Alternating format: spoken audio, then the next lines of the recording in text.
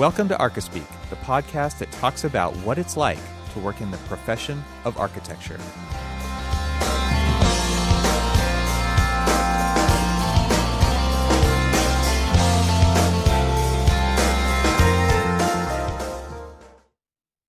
So what's it been like since while I was gone for you, like at work? Like how is it in the this time, the continuation? I mean, definitely the continuation of the same. Had to extend the project deliverable deadlines, mostly because, the reality is starting to hit that there are still a lot of things that both the client and contractor and everybody are seeing that maybe rushing so quickly to it, we need to slow down a little bit. And so it's not a slowdown, it's just, let's give us time to make the right decisions, which are absolutely the right thing to do, but maintaining and making sure that everybody is still not losing focus. It's like, oh, does that mean that we can take our foot off the gas? It's like, no, you can't take your foot off the gas. However, you can slightly lift it just a hair. Mm-hmm. Some deadlines aren't changing, some deadlines are, but at the end of the day, I mean, all of the major milestones really haven't shifted. It's just, some of the ones making sure that, we're just getting all of our decisions made correctly, which, makes perfect sense. So, we're doing that and just continuing to chug along.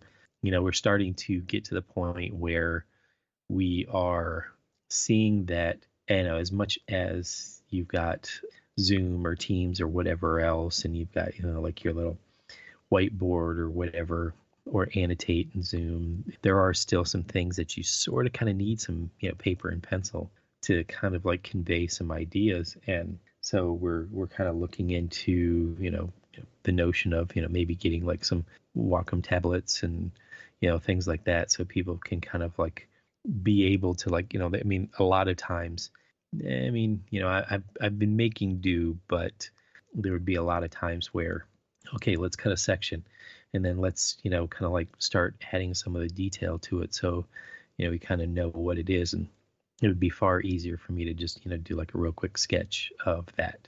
But when you're talking about it, you're talking about it real time. I mean, normally when I'm sitting there with somebody, pull out a piece of paper and, we would, sit there and kind of like, look at the screen, see what the condition is, and then do a real quick sketch of it. And that's been kind of a disconnect from kind of the process.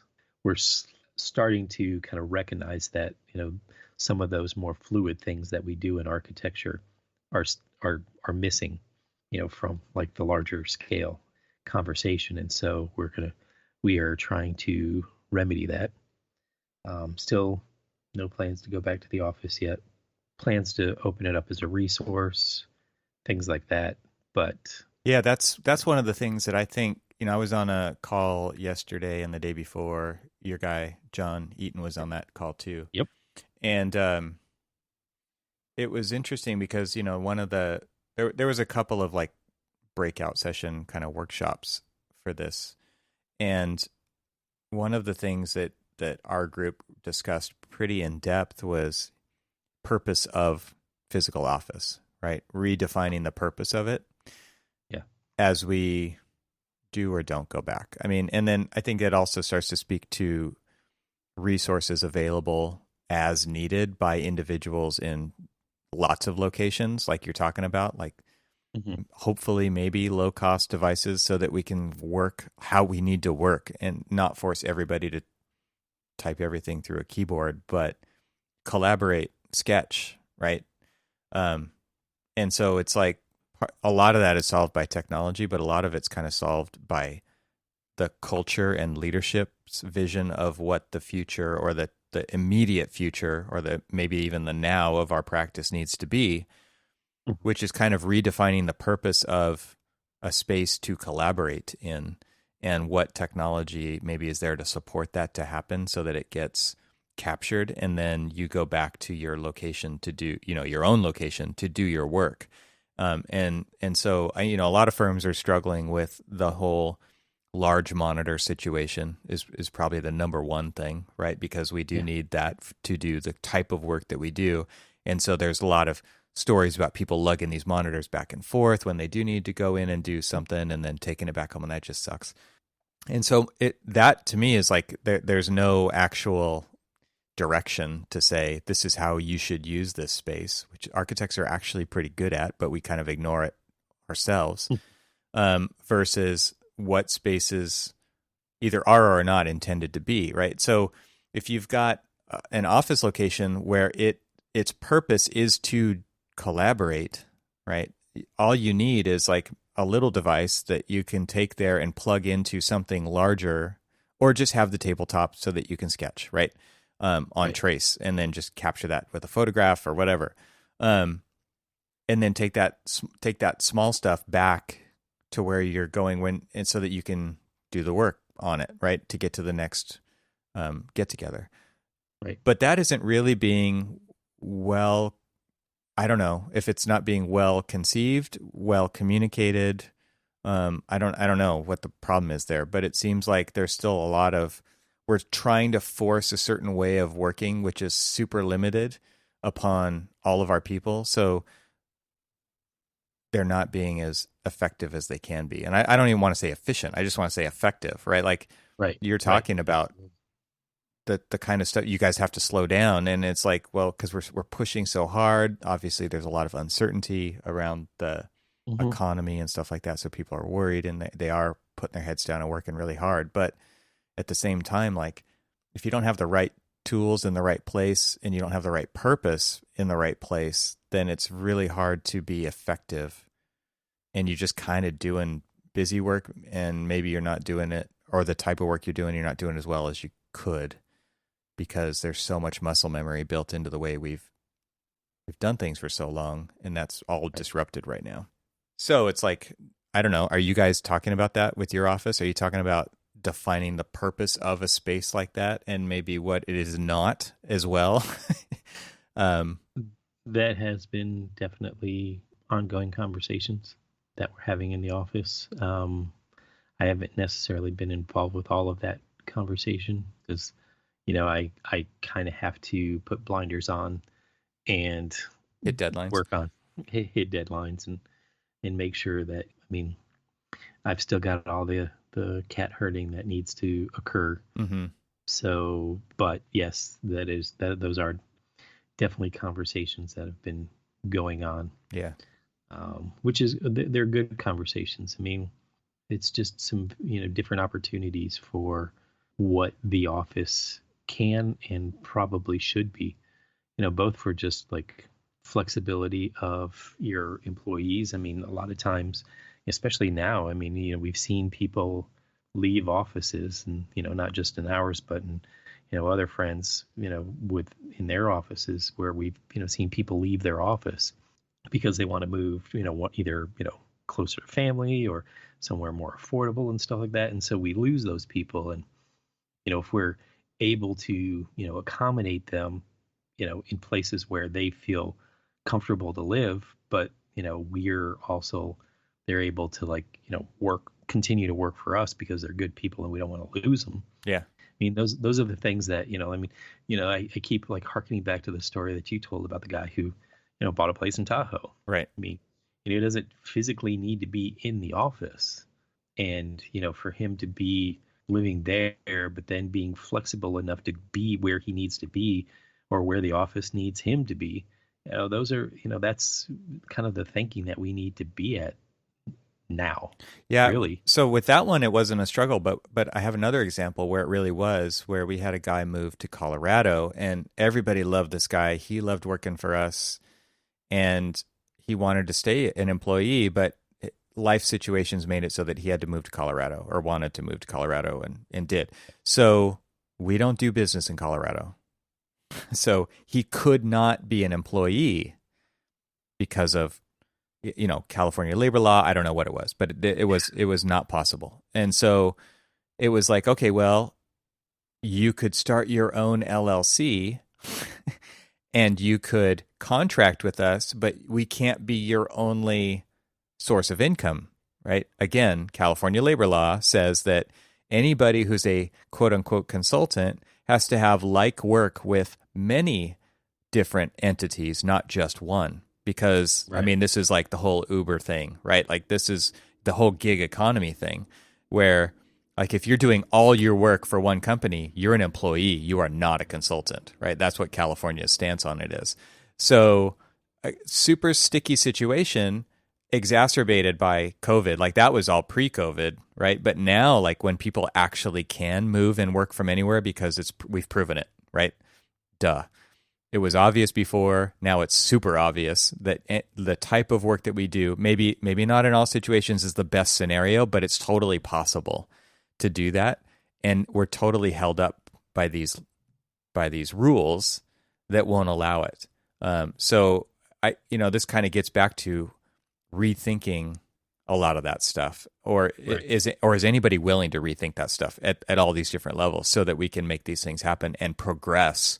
Or are we just going to be stuck in this framework that was designed when nobody thought, number one, it was possible, that number two, a pandemic would happen, like whatever the reasons are that were outside the framework previously are now like front and center. And it's like, are we actually going to redesign stuff, or are we just going to continue to pretend like things were the way that they were?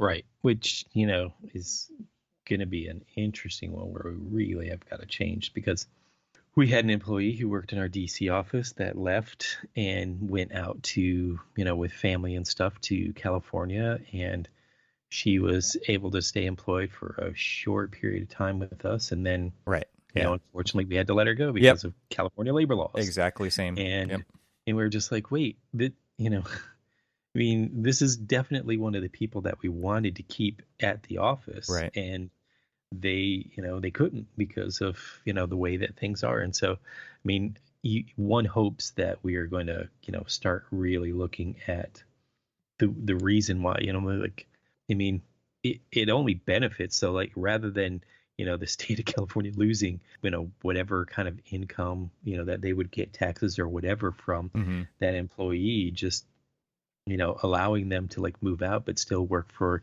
a California company or live there and work for a East Coast company. I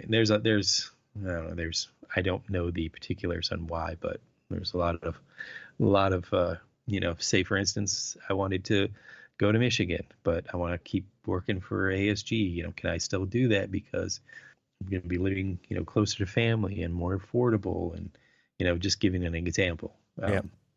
And then like for the firm itself, you say, oh, well, there's the opportunities, to possibly have people in the Midwest where we do, Midwest projects and things like that. And so we're able to like, have, people service those clients a lot better because we have somebody closer to them.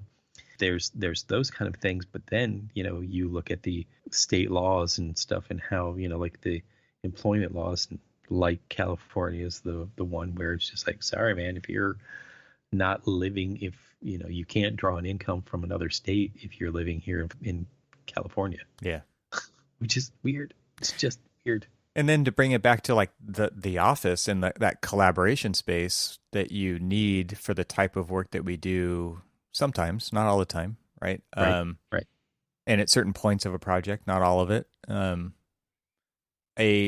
Someone on the outside, who is coming in via Zoom or coming in via Teams is totally a second-class citizen to those who are actually there. Right. So that is a huge issue that is, again, going to take a cultural shift within our offices or our profession at large if you want to really blow it up, right? So right. If that person can't get into the conversation and doesn't have kind of equal access to the information or what's happening or being able to read the room or the conversation or see what somebody's drawing, or they're out of the loop. And so, like, to me, that's the worst part about this hybrid situation of potentially, offices opening back up with 25 or 50% capacity is no matter what. We saw this before where before COVID happened, anybody on a conference call who wasn't in the room was basically not on the call, right? They were basically not in the meeting. They couldn't get a word in edgewise because they can't read the room. They can't see where the openings are. And there's a lot of crosstalk if that happens. And it's disruptive to everybody. people in the room forget there's people on the call. Okay, so now that's not happening because the playing field has been completely leveled. Everybody has the same situation, and so this works, right? Where everybody's calling into the centralized location and everybody has equal access and equal technology and all that stuff. So we go back to a hybrid situation. How are we going to intentionally make sure that those people are included so that they can work from anywhere and we can have that kind of autonomy and freedoms? And because like school is a real deal, right? Like people are not going back to work when there's no school, period. Right? So like this, and people have those different situations. You've got people in different stages of life, and you've got somebody, like one thing I've constantly kind of worried about in the back of my mind is how do people get mentored in these situations, right? How do young professionals overhear the senior project architect working through these issues when they're not on a call? And these like those that just doesn't happen, right? Like, could it happen? Yes, it could happen, but nobody's just going to leave an open channel on all day, every day, when you're at your home and there's other crap happening that you can't necessarily control, right? Because it's not an office setting. So, man, there's a lot of things to kind of work through and consider there and experiment with, and not necessarily have to know all the answers, but at least start to push in a direction that enables this new way of working to be as effective as it can be, and realize that, like, man, it's going to be a long time until 100% of these people are back in the office, and it'll probably actually never happen. Because, every survey I've seen shows people want to spend 2 or 3 days in the office. Yep. And the rest of the time at home. Yep. And so how do you start to coordinate that crazy schedule? That's going to be insanity, right? That's unless there's tools that automate the crap out of it and people are super flexible, which they're not going to be because you can't, because there's so many other things going on.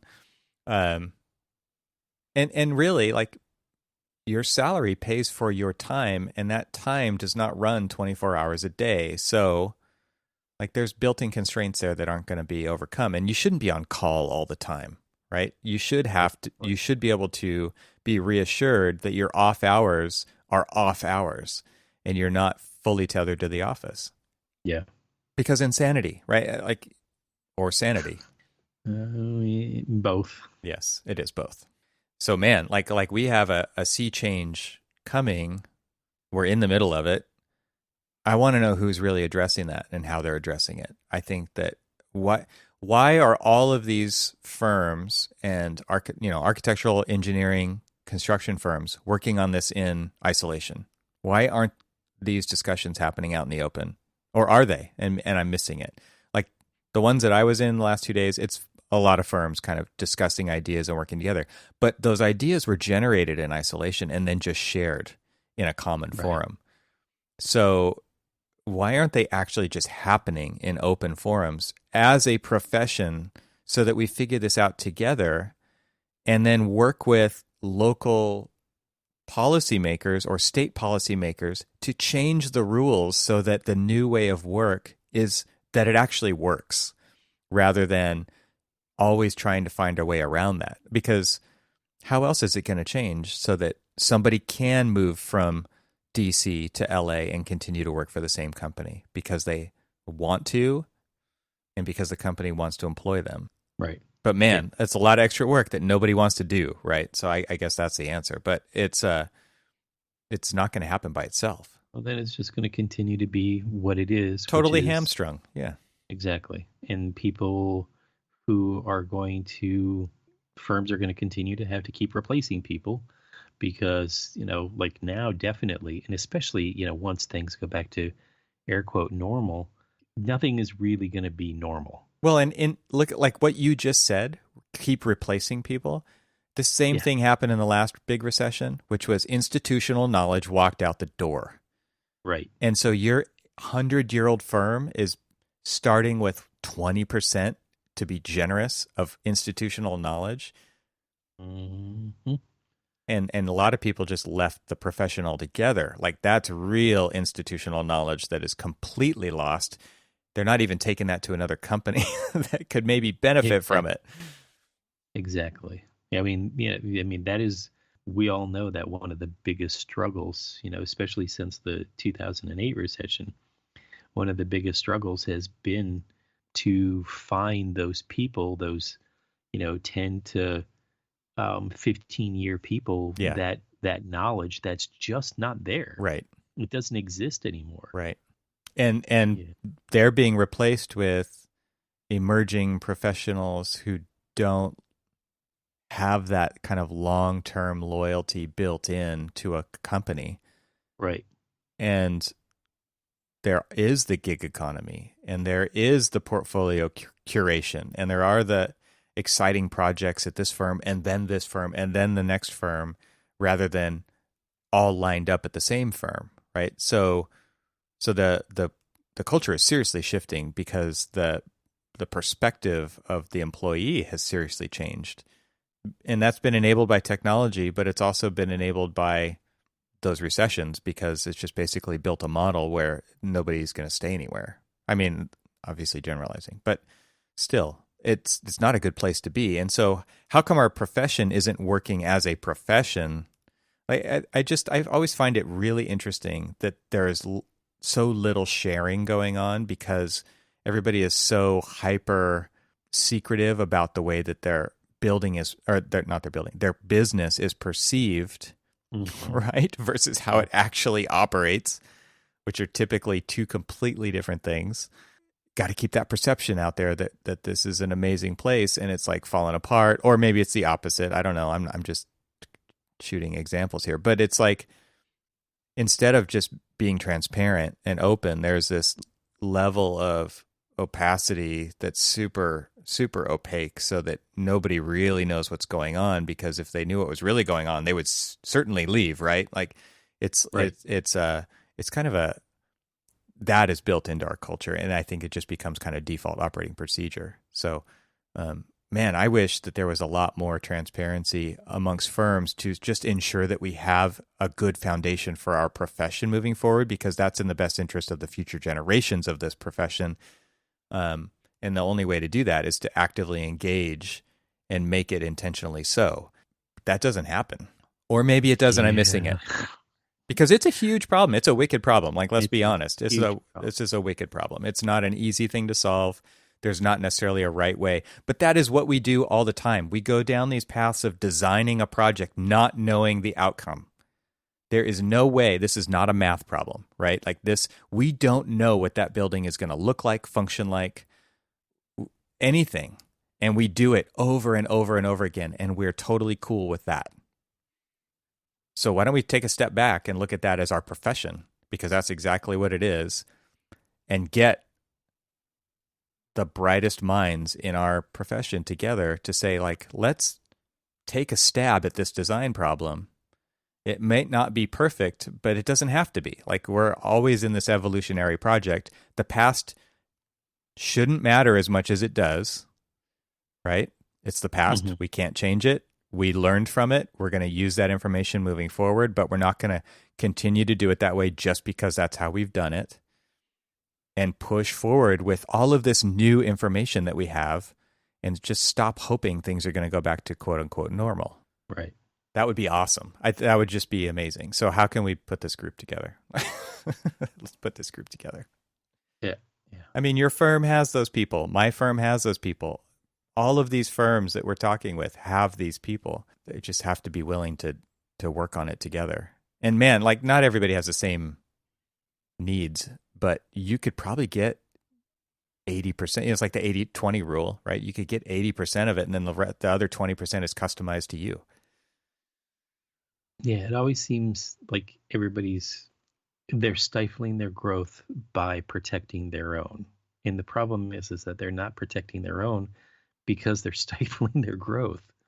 It's Yeah. just this catch 22 of like we want to we want to grow, we want to be flexible, we want to do this, but people seem to be very unwilling to like actually do what it takes to do that because they are trying to protect what they already have. And being flexible, being mobile, I mean, again, we talked about this in the past, but being flexible and being mobile is what's going to really save this profession and actually make it grow. Yeah. And highly collaborative, like add that part in, right? Yes. Because Yeah. good ideas come from everywhere. And I think like those things actually can go together. We have the tech to do that right now. Hmm. But again, we're kind of operating as if things will go back to how they were. And all of the writing is on the wall that that is not going to happen, no matter how much somebody wants it to happen. Unless they just say, these are the rules and everybody who wants to work here must follow them, which totally could happen. But that's not going to be the majority of firms, especially in today's landscape. Like when 80% of your employees say, I want to work 2 or 3 days a week, like the company's got to listen to that. Right. They have to. Well, if no, they they'll be like, decide "Oh, to we're ignore gonna it, go and get-" those people will just go. And like everybody knows how expensive it is to hire new talent versus retain existing talent. Right, exactly. And when you're growing your firm, you're growing people who buy in on your vision of the firm. And your values. Yeah. Exactly. And your values, that you want to retain those people. You want them, and you want to perfect you said it perfectly. I mean, it is extraordinarily expensive cost wise to the firm itself, but also projects suffer when you have that, hiccup between incoming and outgoing. I mean, how many projects have you worked on where maybe it's not necessarily your firm, but you're working with, like, say, an engineering company or something, Mm-hmm. and they've got new people coming in, and they're Mm-hmm. just like, excuse me, I'm kind of like, and so you lose like that, the institutional knowledge of the person who used to be working with them, just because that person, however they left, they left, and now you're having to do that, or it's just like, hey, this project is done with, we need to put a new person on it. And that anytime you've worked on projects like that, just it takes a lot out of the ongoing project to One step forward, onboard 2 people. steps back, right? Every Exactly. time, over and over again. There's so Over. much waste there. Yeah, for sure. Yeah. Yeah, it's interesting to think about the mindset shift it would take to get the profession to move forward together, even though everybody's going through the same situation, and via sharing ideas and best practices or what's working and what's not working would make so much sense. It's so difficult to actually make something like that happen. Right. And there's so much like commiseration because every firm is going through the same stuff. It's so funny. Every time you get on these multi-firm calls, it's like, oh man, I'm just glad to hear that we're not the only ones. Like there's so much of that. And then you think about it, it's just like, okay, if you're not the only ones, then why not do something to change it? Yes, absolutely. And where's the AIA in this, right? Like the one thing that kind of ties it all together. Where is that? And so then you start to think like beyond your business, right? You start to think about what is the future of our profession? What is the future of our practice? What does that look like? Is it a platform that we tie into? Is it something that we run? Oh man, how do you even get there? Because now there's implications of, we talked about this stuff before. You have to change the entire education system so that people are prepared to get into that profession. Because right now everyone's being prepared for two things. They're being prepared for running their own firm by themselves, which is the whole license model, right? You get tested to run a firm by yourself. Or be an employee. Right? But nothing bigger than that, because the education system is heavily design based for the most part, right? Of which, how many of those people actually become designers? And then the license system is completely based on legal, right? Code and legal, and running your own firm, which is the antithesis of what you went to school for, because there were no business classes, there was very little code. You have one pro practice class, right? Like, so those things aren't in alignment. And none of those things, even the way we practice right now, are in the alignment with what the future of our practice is. And everybody's so worried about their project or their business that they're not reaching out to have these conversations together to say, how are we all moving forward so that we're not disrupted by the Googles and the Facebooks and everybody else who wants a part of this multi-billion-dollar, trillion-dollar industry, right? And we do less and less while they do more and more. Right. So, like, who's going to do that? Like, who's going to do that work? Because it's such a huge, wicked problem. You have to work with agencies to stop saying that the deliverable is drawings, right? Otherwise, right, these models we make are pretty useless, right? For the most part. You've got to work with legal and you've got to work with risk so that you say, what is the standard of care? Define the standard of care. Redefine the standard of care. Redefine the instruments of service so that they're modernized, right? Mm-hmm. Because if I say on my drawings, measure it from the model, that's why we're not putting any dimensions on this sheet, which is a PDF, which is a view of a model, right? I can't do that because nobody else does that. Right?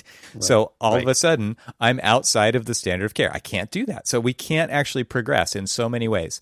The agencies require these drawings. The way that they think is, so we fudge all these drawings to make it look right? But it's not based on the model. Again, there's so many disconnects here. And we're talking about a future of practice where people might go into the office 2 days a week and they probably won't get mentored. I'm not trying to paint a grim picture here, but what I'm saying is, like, this is a big issue that the education system doesn't support, the licensing system doesn't support, our own businesses don't support. And it's like, I feel like we're totally stuck. So, like, how do we get out of that? I want answers, damn it. I can't give them to you, man. I can't give them to you. And really, like, we don't even want to think about it, right? Because we have stuff to do. Right. So I totally get that. I'm also sick of it, right?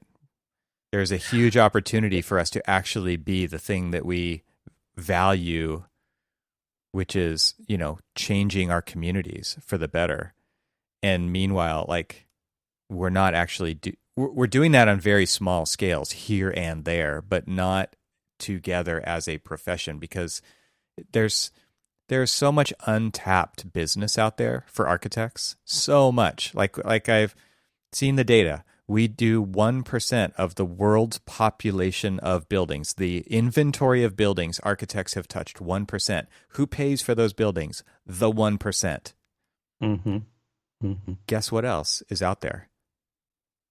A metric crap ton of buildings, right? So, you mean 99%? Yes, right? Yeah. But we don't approach it like that. We continue to whittle away at a smaller and smaller percentage to compete against each other of that 1% for the 1%. Right? I'll do it for less than you. No, I'll do it for less than you. Right. Right. Oh, really? So it truly is a race to the bottom. Yeah. Because there are so many opportunities for us beyond that 1% that we just don't seem to want to strive for. Yeah, it's not inside the tunnel vision, right? It's in the periphery. It's way out there. It's like we've all agreed that these are the rules and we're going to all follow these rules. And those rules are this construct that we've set up for ourselves over the last 100 years. Mm-hmm. This is how we practice architecture. Meanwhile, Google, Facebook, SpaceX, I don't care who it is, they're saying the old rules do not apply. We are going to build a modern framework. It's one of the examples that was brought up by Nick Cameron at Perkins and Will was like talking about Revit, right? Everybody wants Revit to be better this, Revit to be better that. This open letter to Autodesk, and you guys just aren't providing us with the features that we need, and you're not fixing the stuff that's broken. And he's like, think about it this way. He's like, it's a 22-year-old car. You keep trying to make it a brand new car. You want it to have all these bells and whistles. You want it to have this and that, the CarPlay, the adaptive cruise control. Like, he didn't use all those words, but I'm kind of speaking for him at this point. But it's like, you want it to have all this stuff. It's never going to have all that stuff. It is old code base. It's legacy code, right?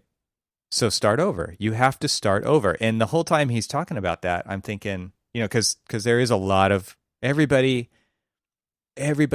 for the most part, and I'm not speaking about the Revit nerds, but everybody hates to use Revit, right? Yep. It's not for many reasons, lots of different reasons. Like there's definitely people, and I totally see it's amazing what it can do. But it is 22 years old. Like it's older than any of my kids, and I see how much they've changed. Okay, now extrapolate that. This is what I'm thinking the whole time he's talking about this. Look at our profession. It's that times 10, times 100. I don't know what it is. It's times a lot. Right. Right. It is not the same thing that it was when it was in its inception. It's just not. Our businesses aren't. Like more than 10 years ago, could you imagine having a computer this powerful in your pocket? You could not. No way. And yet here it is. What's coming in the next 10 years? We have no freaking idea, right? I find it hard to respond only because I don't know if what you're saying right now is depressing or just a It's loaded with reality. opportunity. It's loaded exactly, with opportunity. exactly. Or But I it's think the a lot of reality people check think that it's we depressing. well, yeah, or it's just the reality check that we desperately need, that for some reason people seem to be unwilling to partake in. Oh, everybody's They hoping don't want somebody else is going to fix it. thank you. That was exactly what I was going to say. It's just like, Sorry, I took it. they don't want, no, it was like they don't want to be first. They want to let somebody else struggle and try to get it done and all that other stuff and say, see, that's what I want to do right there. Okay, well, if that's what you want to do, then do it. It's actually, see, that's why I didn't want to do that because it failed. Because that's what it's going to take. It's actually going to take quite a bit of failure, I think. Well, yeah. I don't want to go through that. I mean, think about like the tools that are out there right now that people seem very reluctant to adopt because they don't want it to be first, or there's some other issues. I mean, think about like upcodes. I mean, how you can integrate upcodes into, your project flow chart of like, how you do things. And, people are like, I don't want to do that. I mean, I don't want to get into either like some liability argument or this or that or whatever else. And you're just like, but those are the steps that we need to take to make our job easier so that we can, as we've said, countless times, so that we can, do the things that we are good at doing. I mean, yeah, there are people in our office that probably know the code, better, but it's so changing and stuff. So, why do I have to keep relearning the new code and all that other stuff? Why don't I just like, okay, here's how I would normally do a building, and here's the code, and now I've like running this program to do a back check in this, and it's going to start to highlight all the different areas that don't conform to the code, and then I can start to look at, it's like, oh, okay, my assumption is that the old code was like this. Now we're under 2018, and it's telling me that I can't do the things that they are. I can increase my knowledge of like, okay, there's like a ton of crap that never really changes in the code, and then there's like those few things that are more like life safety or ADA that are more specific to like, updating and stuff like that. And so other than, like me stopping and going and, taking courses to like, learn all of the different changes and, get the commentary to like learn all the changes and stuff, which willing to do, obviously, I've done it in the past and, continue to do it now. Especially now that we're, transitioning from 2015 to 2018 in most jurisdictions that we are now working with. But I mean, why do we have to like, so it's that, it's what you're saying is like the rethinking about the way that we're doing things. It's like, there doesn't seem to be one person that I can meet that can agree on a dimensioning convention. Yeah. It's so funny that you say something like that, because it's like, how do we get our whole profession to pull in the same direction? And then I'm like, how do I get my whole firm to use the same goddamn Revit template? Exactly. I mean, we've spent a lot of the time, developing a Revit template, but then we spent a whole lot of time with people internally saying, yeah, I don't like the way that the new Revit template, it doesn't do it the way that I like to do things, or it doesn't do the way that I'm used to doing things and stuff like that. And you're just like, well, then what's the point of making, spending all of this time to do something to standardize the simple things so that we can spend more time in like, design development Or and so making that you sure could possibly work from a different state on this project that you haven't been a part of because you were on a different one before, and now you're using the exactly. same standards. Like it's incredible to me how many people don't just take a step back and think beyond themselves. It's not about you, Mhm. dude. Like, Right, exactly. oh man. So Well, yeah, I mean, on one level, it is depressing, right? And on another level, like the future it's is definitely there for those who are willing to get their hands dirty and right. design it so Exactly. that it's not just so that we don't get disrupted. Like, who's the Uber of architecture? There's a lot of them. I'll tell you that right now. And they want all your business, all of it. What are you Right. going to do about that? That to me is like fire to go I'll do adopt it something later. about it. Yeah, we'll be the late I'll, adopters. I'll yeah. Well, I mean, hell, I mean, how many times have you like pointed out that architects on all of these different, like when you talk about Google and you talk about Uber and you talk about like SpaceX and all these other people who are willing to come in and take our business from us and innovate and lead, and it will leave us behind. And we will just be sitting there twiddling our thumbs, like, what just happened? Yeah. Well, You didn't see it coming. Well, that's exactly what disruption is. People read the book, Clayton Christensen, right? It is companies that fly under the radar who their customers are not your customers, but eventually they have so many of not your customers that they become the default.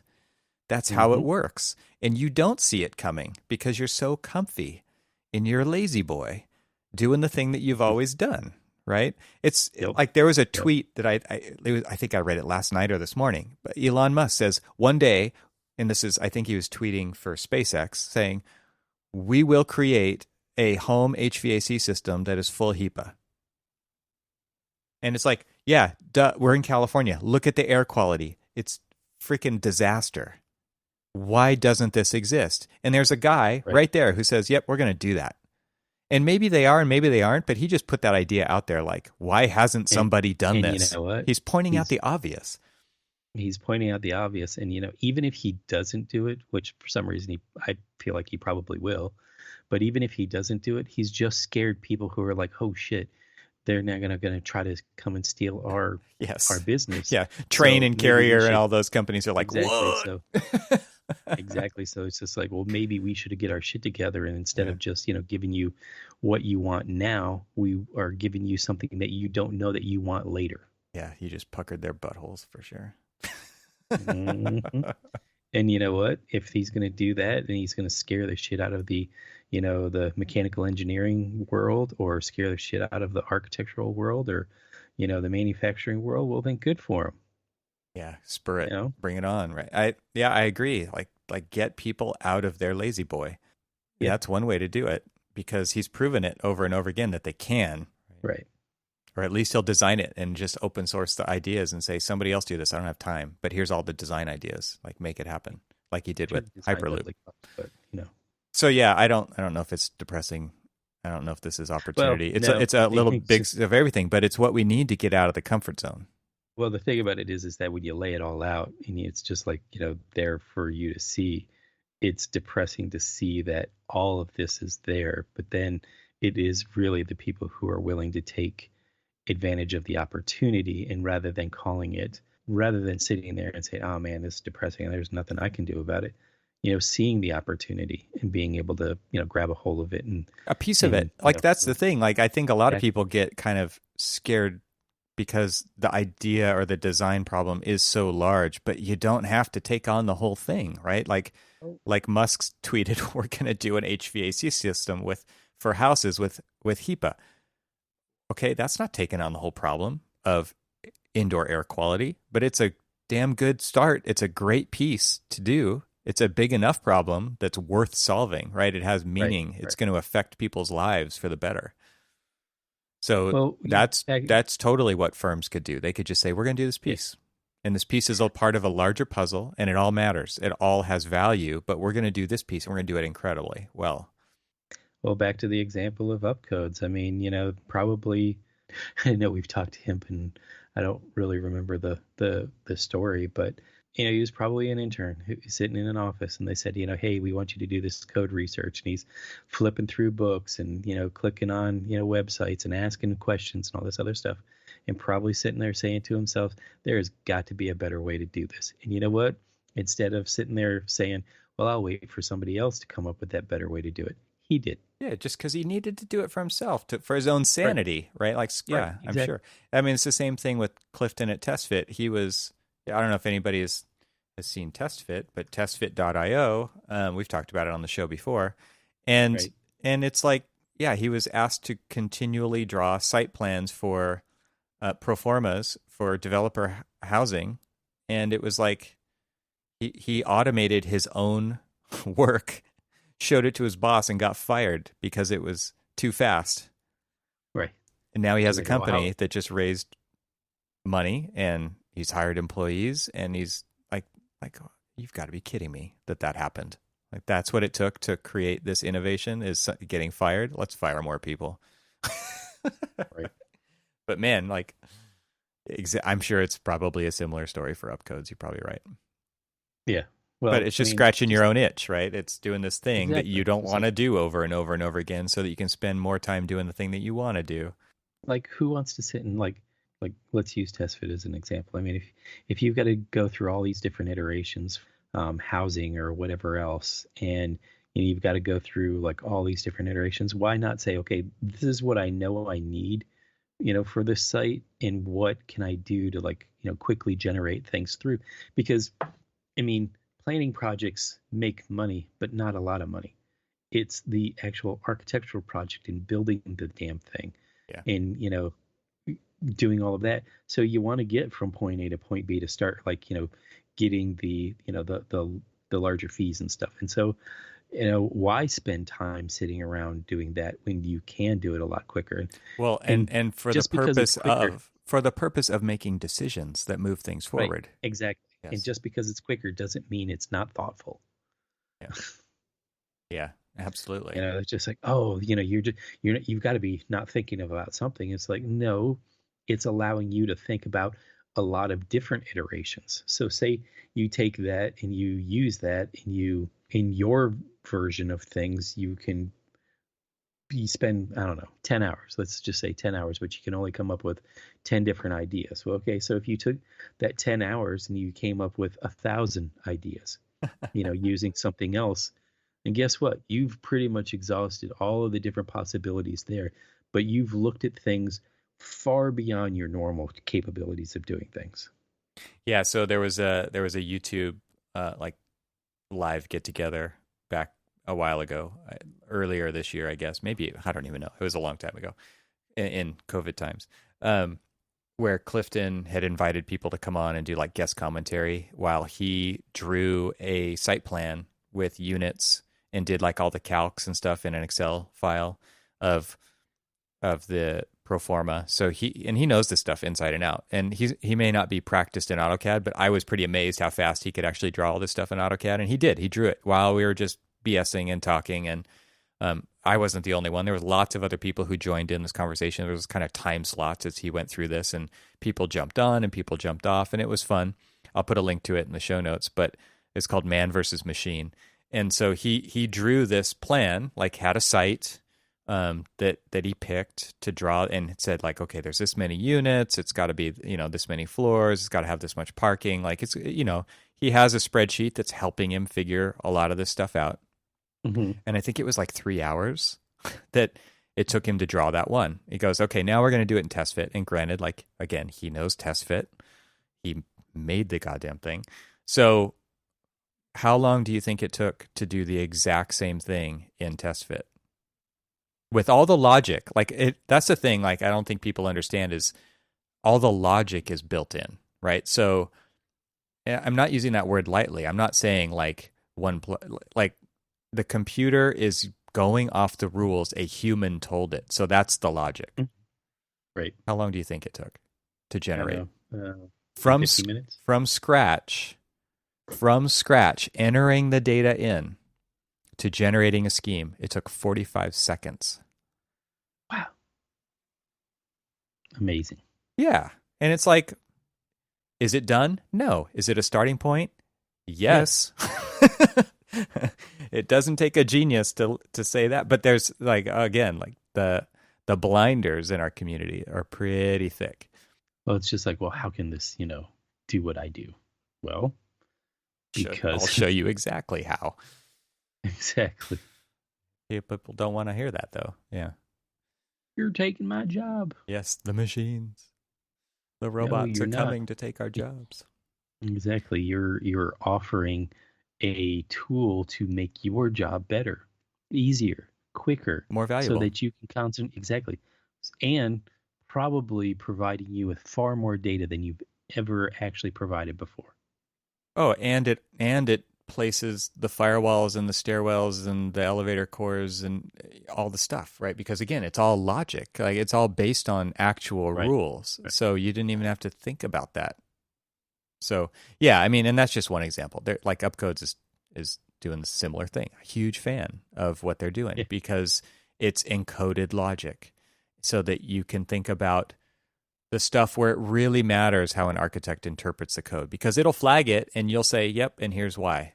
Here's why. Here's how I'm getting around that, which is what architects do all the time on projects, right? But it also helps you build your argument for when you do agency review, right? Because you're going to need to address that because somebody else is going to raise the same flag, but you're ready for it.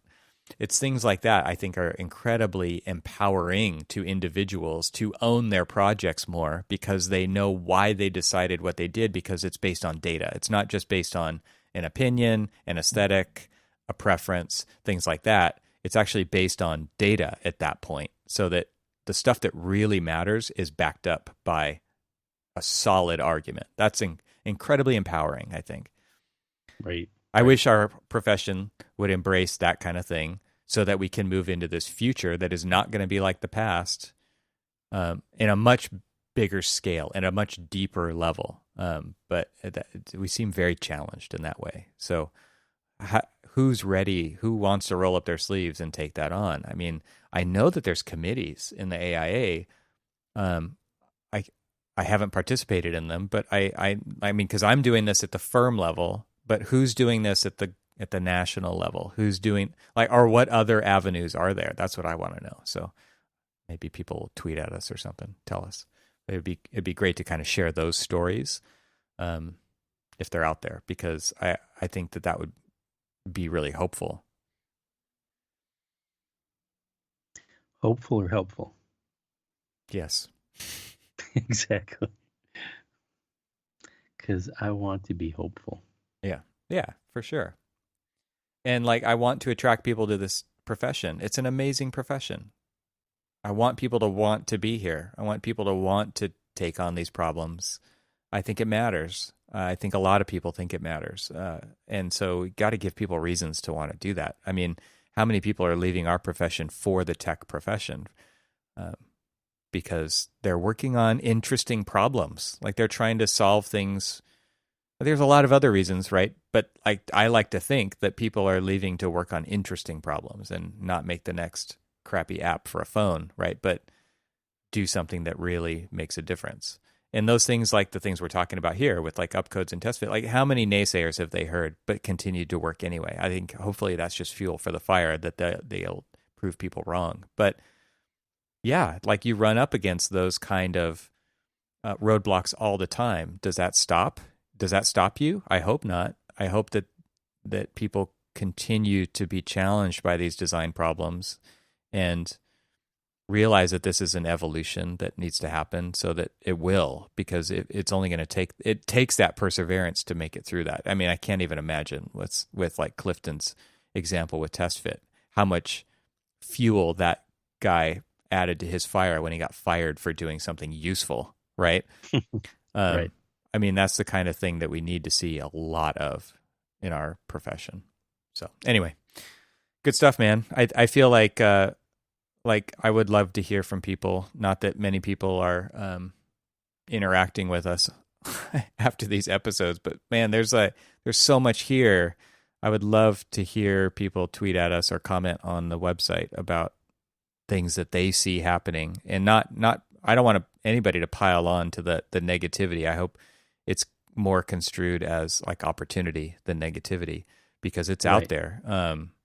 Like, what are the opportunities and what are we seeing happening in our industry to make things better? There's lots of great tools, but like at the policy level, all pulling in the same direction, the leadership level, I would love to hear more about what's happening so that we can help get the message out so that people do know that that's going on and maybe become a part of that. To me, that would be like the most useful thing that could come out of this discussion is just to help spread the word that that's happening. What are the different instances of that? Let's hear them. I think we can call it quits here. Oh, yeah, we totally can. All right, man. All right. Well, talk to you next time. Thanks for the time. Yeah. See you later. All right, that might be all for this episode, but maybe listen to the end just in case. This show is part of the Gable Media Podcast Network. See all the shows at gablemedia.com. That's GABLMEDIA.com.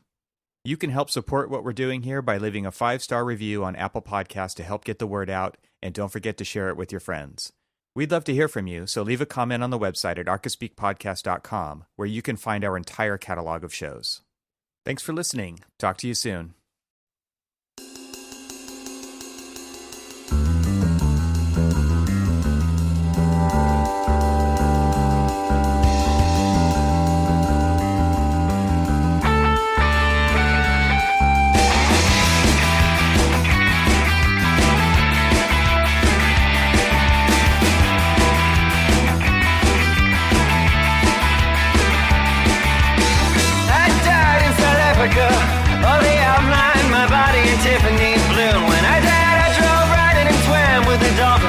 Frank and you.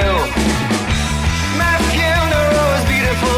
Oh, we got it for days on end. Thank God I'm cut, 'cause of my kind of luck I'll be up on the block in front of all of my friends. This is what you get. This is what you get. This is a schedule. This is a set. It's unpredictable lest you forget. If you blow, you can bet. I know, I know, I know. This is what you get. This is a schedule. This is a set. It's unpredictable as you forget. If you blow, you can bet. I know, I know, I know.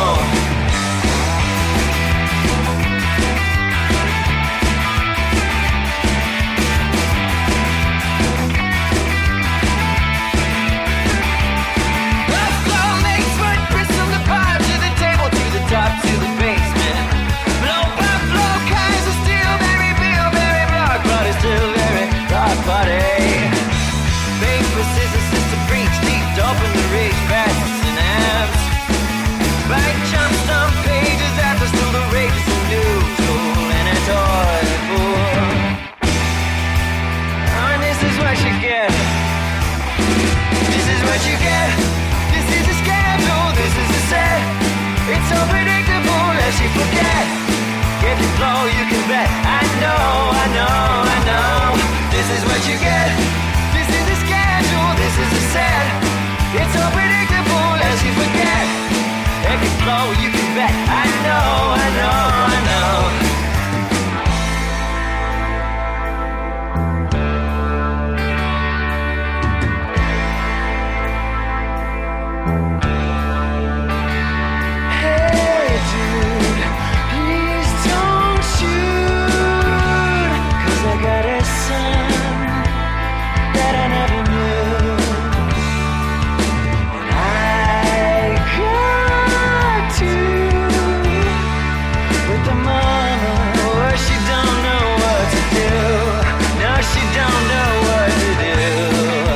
What'd you come back to do? What'd you come back to do? What'd you come back to do? To do, to do, to do.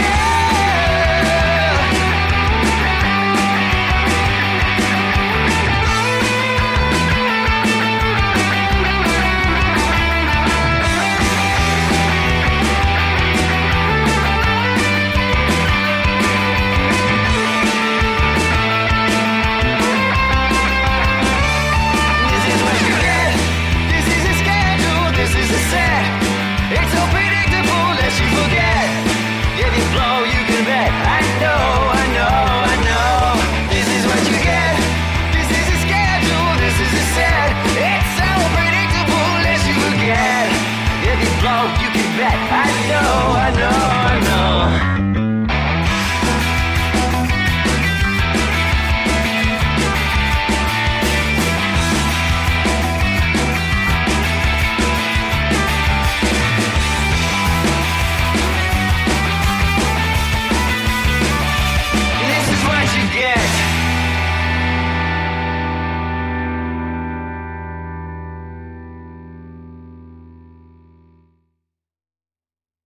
I just downloaded a new app for that helps me locate, what is it called?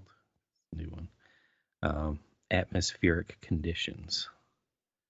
Why would Or you it's want just that? called atmospheric.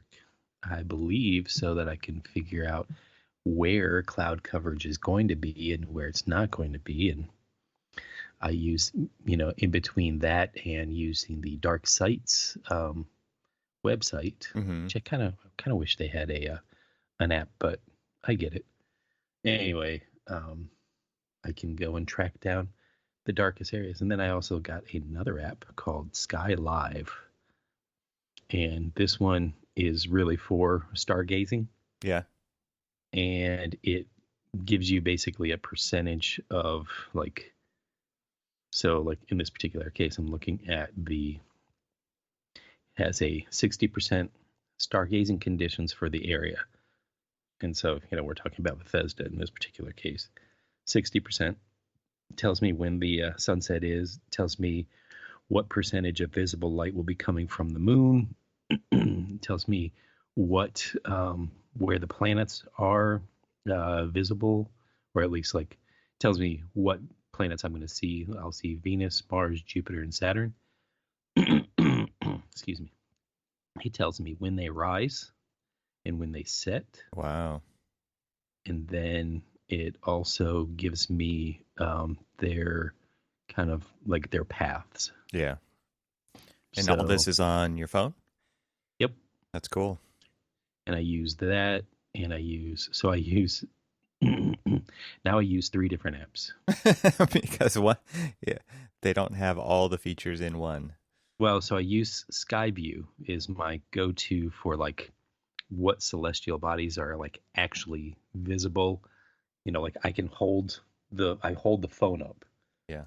And I point it at like an AR kind of a thing. Yeah, totally. And so right now I can hold it up, and just below the horizon in a northwesterly view is Mars, and just almost immediately above it, just a hair above horizon, is Uranus. No, it is not. I mean, it depends which direction you're. Maybe if you are looking west. Exactly. Exactly. Child. The second that I said it, before I said it, I knew I was just playing in my mind how it was going to play out, and it pretty much went exactly the way I expected. I'm going to say Uranus. Oh man. I downloaded it, I updated and upgraded my Skywalk app. Starwalk, sorry. Starwalk, yeah. And I did not use it one time. 3 weeks on the road, didn't use it once. Wow. Did you? I did get out the very first night. So we drove to Zion the first day, and that night we couldn't go up the canyon. Now they've got it set up so that you actually have to reserve a space on the visitor kind of shuttle bus the day before, and it was too late to do that. Sure. By the time I found out that was even possible. So, which sucks for a lot of people who are just going to go visit the park who don't know about that, who just don't go to their website and look and see what the restrictions are. But that definitely happened to some people. They're just walking up this kind of normal looking desert area, and they're like, "Is this it?" It's like, "Oh, you didn't get tickets to go on the shuttle bus, because the shuttle bus takes you to where, it's." So you're not allowed to drive through. Nope, can't. Just well, so let me take that back. You can drive through, but you can't go up the canyon. So Zion's kind of weird that, right? Because if you drive through, you can get up to the tunnel views and stuff, which is still awesome, but it's not the main canyon where Angel's Landing and Temple of Sinawava and all that kind of stuff is. So anyway, we got up there that kind of early afternoon and got set up, and then we drove up to where a lot of people don't go when they visit Zion, which I've only been to, I guess, just once or twice before, is up to the top, which is called Kolob Mesa or Kolob Terraces. And it's the very, like, it's the upper part of Zion. So Zion's a canyon, kind of like Yosemite, where it's like all of the earth around it is higher than you. So you drive up to there, and that's where a lot of hiking trails start. And it's this beautiful kind of high desert that is full of aspen groves, and there's a big reservoir up there and stuff like that most people never even go up to look at. So you go up there, and I was like, I wanted to take the family up there, but it was like getting dark. So we're driving up there in the dark. You cannot see a thing, right? It was perfect timing as far as like stargazing goes, because it was a new moon, right? So we got up to the top, and it's like, nobody can see anything. I'm like trying to, okay, now this part's really beautiful during the day. Like everything is couched by, during the daytime or during the fall when all these leaves turn, and we're driving through this kind of aspen forest, and all you can see it in is the headlights. So we got all the way up to this dirt road, go way back around this reservoir, and just park the car and get out the camera and the tripod. And I took a bunch of pictures. It was amazing. I mean, the Milky Way was just like on full display. And I still haven't looked at those pictures. I have not transferred them to the computer to look at them. I just hope I got something good. So it's kind of like, it was funny because the whole trip I treated my big camera, my good camera in air quotes, as film. And I shot a bunch of pictures, and now they're just sitting on that memory card waiting to be developed, and I haven't looked at them yet. So I hope to get to that soon, because that would be awesome. You can make it to the darkroom. Yeah, I gotta finish building the darkroom. That's actually what I've been working on, so that I can get the enlarger out and stuff like that. I mean, so many times. I mean, when we were at Auburn, when we were getting rid of some of our enlargers, the guy who was in charge of all of it, I worked for him.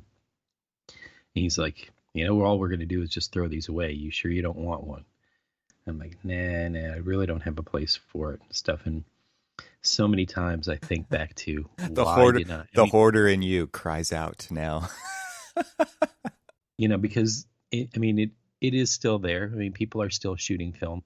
I follow a few people on Instagram who they shoot exclusively film, and then they, digitize it and post it. And it's just, there is a, still to this day, it's kind of like, I liken shooting film to listening to vinyl, My son's been doing it a lot.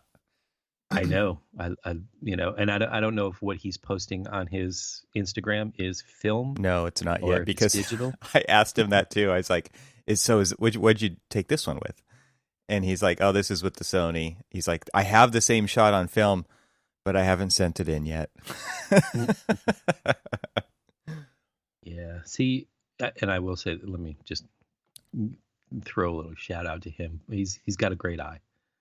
I agree. I don't know where he got it, man. It's awesome. Like I said before, he doesn't ask me for help. It's just osmosis. He sees you doing it, and you know what? It's not like he's going to say, "Hey, Dad, show me how to do this." It's just going to be, it was in you, and like I never asked my dad. I mean, my dad was a prolific photographer, and I never really asked my dad. I saw what he was doing. Did I tell you that our bike got stolen from our carport? Yeah, you did. And so I was looking around to, looking on Facebook Marketplace and just anywhere that I could find like a decent one for cheap. And of course, everybody is, it's just like, I've got a 12-year-old Gary Fisher. I'm like, well, I had a 12-year-old Gary Fisher, and I know how much I paid for it. And I also know that for some reason there is no way in the world that I would be paying list price for a 12-year-old bike. For nostalgia's sake. That's why. Exactly. And for some reason, people are trying to still, it's like, but it's a Carrie Fisher. I'm like, yeah, but it's, you're asking List for something that is over a decade old that you have ridden the tires off of. I've got a 25-year-old Cannondale. If you, I'll be over in a second. Yeah, you pick up only. So we did through Free Cycle get somebody was getting rid of two bikes, and they were Peugeots, and I'm like, oh, Peugeots, that's great, French. And so we pick them up, and they are old, like old. Yeah. And it was one of the ones. So it was one of the step over ones that the crossbar was like two pipes. Yeah, I've got a Suteki like that's like 40 years old. It's freaking awesome. And it's heavy. Yeah. It is so heavy. I was just like, God, I've been so spoiled by think of it this way: 5 stars in a crash test. Don't think of it as heavy. Well, yeah. And Magdalena refuses to ride it. She's like, it's harder than walking. Antique. Yeah, she's just like she goes, it takes forever to pedal the thing. That's awesome. Like, I gave it a good once over, oiled it, tightened everything up, made sure everything was aligned and straight, and adjusted the brakes, and kind of like there was a little bit of like rubber, like glazing or whatever on the brakes themselves, so kind of sanded those down a little bit to get more grip back to them. Oh yeah, gotta do that. Everything's good on the thing. It's just she's like, do you know how, like, she's like, she didn't say the second part, but the first part is that it's really hard to pedal because it's so heavy. That's what she said, but I'm feeling in my mind, she's like, you want me to really be seen on this thing? That's awesome. She won't even be seen on it. She didn't say that, to her credit, but I feel like as a soon-to-be 13-year-old, she's probably thinking to herself, geez, dude, what the hell? Why are you doing this to me? Everybody goes through that. Yeah, I don't want to be seen in the car with you, Dad. I don't want you to drop me off, Dad. I don't want to be seen on a 4-decade-old bike, Dad. And then someday she'll be like, why did you ever get rid of that bike? I wanted that. Oh, I'm not. I actually, we have an old Bianchi and 2 old Peugeots. One is a kind of like a hybrid, and 2 are road bikes, and all of them have got great components. Sure, they're old school components, but they're still all great components. In fact, well-made components. Mm-hmm. And I'm going to start to scalp them together. I've got a new bike idea in mind. Oh, cool. Yeah, that's fun. Making the Frankensteins. Yes, yeah. I told them, I'm like, dude, this is what we did as kids. Totally. That's what I'm doing right now. I'm totally like finding different parts and putting things together, and like, it's amazing how much cycling has taken off during this time. Like, it's actually in some bike stores, it's really hard to get anything, but online, Craigslist, OfferUp, eBay, you can find lots of good stuff. So I'm thinking the bike that I have in my head is I kind of want to do. I'm going to use the Bianchi frame, and basically the most of the components off of that, the tires and everything else, and then pull some of the components off of one of the Peugeots. Mm-hmm. And but I want to kind of convert it to making, having the aesthetic of like one of the World War II messenger bikes. Oh, that'd be sweet. So it's going to be like army green, and it's going to be like, kind of like blacked out components, and saddlebags and all that other stuff, and it's going to be mine. Nice. Get out there and ride. Man, on our trip, Marlon and I rode so much. I mean, the whole family rode quite a few times together, but we were like getting dropped off at the tops of mountains and riding down. It was awesome. Nice. Yeah.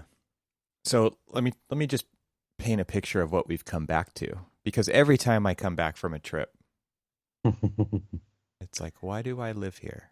And this time, I mean, this is actually not too different than a couple of the previous times, but not that that's a really bad thing, is that like the entire freaking state is on fire. Mm-hmm. And just to give you an idea of, that first night I talked about and being able to see the stars, 2 days later, for about 2 weeks, all we saw was smoke on our trip in the air from California, in Wyoming and in Montana, and in Idaho. And it was just all blown over that way. And it was crazy because we're like in the Grand Tetons, right? We're in Yellowstone. And I was like, where's the fire around here? They're like, oh, there's a small one by Jenny Lake, which is like Grand Teton area. And I'm like, is it really that big? Like there's this much smoke? They are, oh no, that's all from California. That just blew in. It's like it followed us. And it's amazing how much that changes your perception of a place, right? It's like that environment, that the air quality, all that stuff, you're just like, oh, just don't get that feeling about the place. It's amazing how much it changes your attitude about it. Like, because it's like that first impression, right? And you see that, and it's kind of like if you go somewhere and it's perfect and you're like, I want to live here, right? And people are like, oh, it's like this like 3 days a year, right? The rest of the year it's like gloomy and people are depressed, but you saw it on that instance, and you're like, this is how it is, and it's just not. I mean, it's the same thing with the fire, but in reverse, right? So now that we're back, it has been raining ash every day. Air quality's terrible. Don't go outside. Like the other night, we had our windows open a little bit with the house fan on to just cool it off because it's been hot too. And it smelled like a burning tire in the house because there is a giant 0% containment fire just west of here, right? So it looks like Star Wars sun, right? When Luke is out on what's the name, Tatooine, right? And it's just like that red sun that's setting in the sky, like suns, right? But and it looks like that. I mean, it's just like through the smoke, the sun can't even fully penetrate it. It looks like a cloudy day, but it's all smoke, and it's just insane how much the state is like going through this devastating thing. And it's just like, oh, this, what the F else is going to happen this year? You pull up the CAL FIRE map. I downloaded this CAL FIRE map on my iPad, and it's just like flames the entire length of the state and up into Oregon and up into Washington. Like I was talking to Charisse, and she's up in like Portland area, right? And she's just like, it's freaking terrible here, right? It's just, my cars are all covered in ash. The ground is all, you walk outside barefoot, you come back in, the bottom of your feet are black. It's ridiculous. Sucks. Not good. Yeah, totally sucks. I've seen photographs and imagery plastered all over the place, and and everybody liking it to like the scene from the new Blade Runner, and it's the San Francisco being orange. Yes. Yeah. I mean, and then right now I'm currently reading an LA Times article talking about the air quality for your weekend, which is not going to be good. Don't go outside. Yeah, basically, exactly. Stay inside. This is like, it's just like another pandemic of a different kind. Gosh, and then on top of that, you have the pandemic, and you have every other dumpster fire going on in this. 2020 is. Yeah. If we talked about the Vision 2020, this is not what we had in mind. Nope. This is not what we had in mind. But maybe this is the precursor to the post-apocalyptic worlds that we keep making movies about. Right. Oh God. Yeah. So while you've been doing that, I've been trying to sneak off to West Virginia, where no, they don't seem to care about face masks or things like that. But I guess they've I was talking to somebody who happened to be from West Virginia, and he was just like, West Virginia, we've been social distancing since 1863. Yeah, it's just built in. And it's true. I mean, we we went out there, and we really, you didn't have, I mean, you don't have to try to social distance. It's just, Yeah, that's like Montana too. Totally. But discovered some pretty cool areas. And you're out hunting for like stars locations, or you're just out looking for hikes, or both? All of the above. Yeah. Both. We found a place that just, one of the wonderful things about Instagram is, when you follow like astrophotographers or just landscape photographers or things like that, you find a lot of cool spots. You find a lot of really cool spots. You're like, oh, and I was looking them up. I'm like, holy crap, that's like 2.5 hour drive away from us. Why not spend the day out there? Yeah. And we do. And there was this place called Dolly Sods, which is in the Bear Rocks National Preserve. It's basically up on the ridge lines of the Appalachians that cut through West Virginia. Just absolute beautiful scenery, and you're, in some cases you're above the cloud cover, or just kind of like, right there, and it's nice and clear and crisp, and it's fantastic. That's awesome. So, and you guys also went to the Headless Horseman. Yes. You gotta talk about your event. What happened there? Oh yeah. So it's been that long since we've talked. Yeah. It has been that long. So we have these weird little, like, what do you want to do today? Like, I don't know. You want to just go for a drive? Sure. Which direction? I don't know. West, north, east, south. Great thing about this area, and like I've said probably countless times, is that, yes, there's a lot of great history and like great things to see. Maryland nature is fantastic, but there's also the just ability to get in the car and kind of like drive to, like, Philadelphia or hell, New York is 3.5 hour drive away, and all this other stuff. And so, I mean, they're not. Everyone's driving out of New York, not into it. Oh, you mean, not the city though. Not the city though. So we so we decided a couple weekends ago that we were going to take a drive to Sleepy Hollow, Tarrytown, Sleepy Hollow area. We just the day before we were watching the Tim Burton Sleepy Hollow. And yes, it does not follow the story that Washington Irving wrote at all, other than the character names. But other than that, it is like nowhere near it, because we downloaded the audiobook of Sleepy Hollow, and I think it was told by one of the like amazing like horror narrators. And so we were listening to that, and the one thing that I would say is that the Disney one has it pretty close to being right.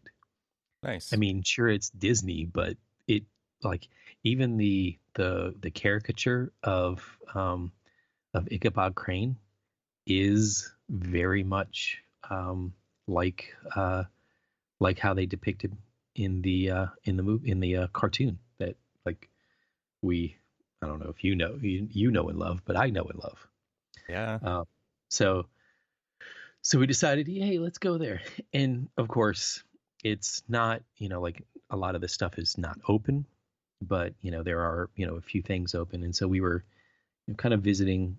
We visited a couple of different, like, very kind of historic sites, And one in particular that we went to was the Sleepy Hollow Cemetery, where Washington Irving was buried. And what was interesting about that one is as we're like walking through and we're looking at like the dates of, some of the places that people are buried there. We went and we visited, Washington Irving's grave.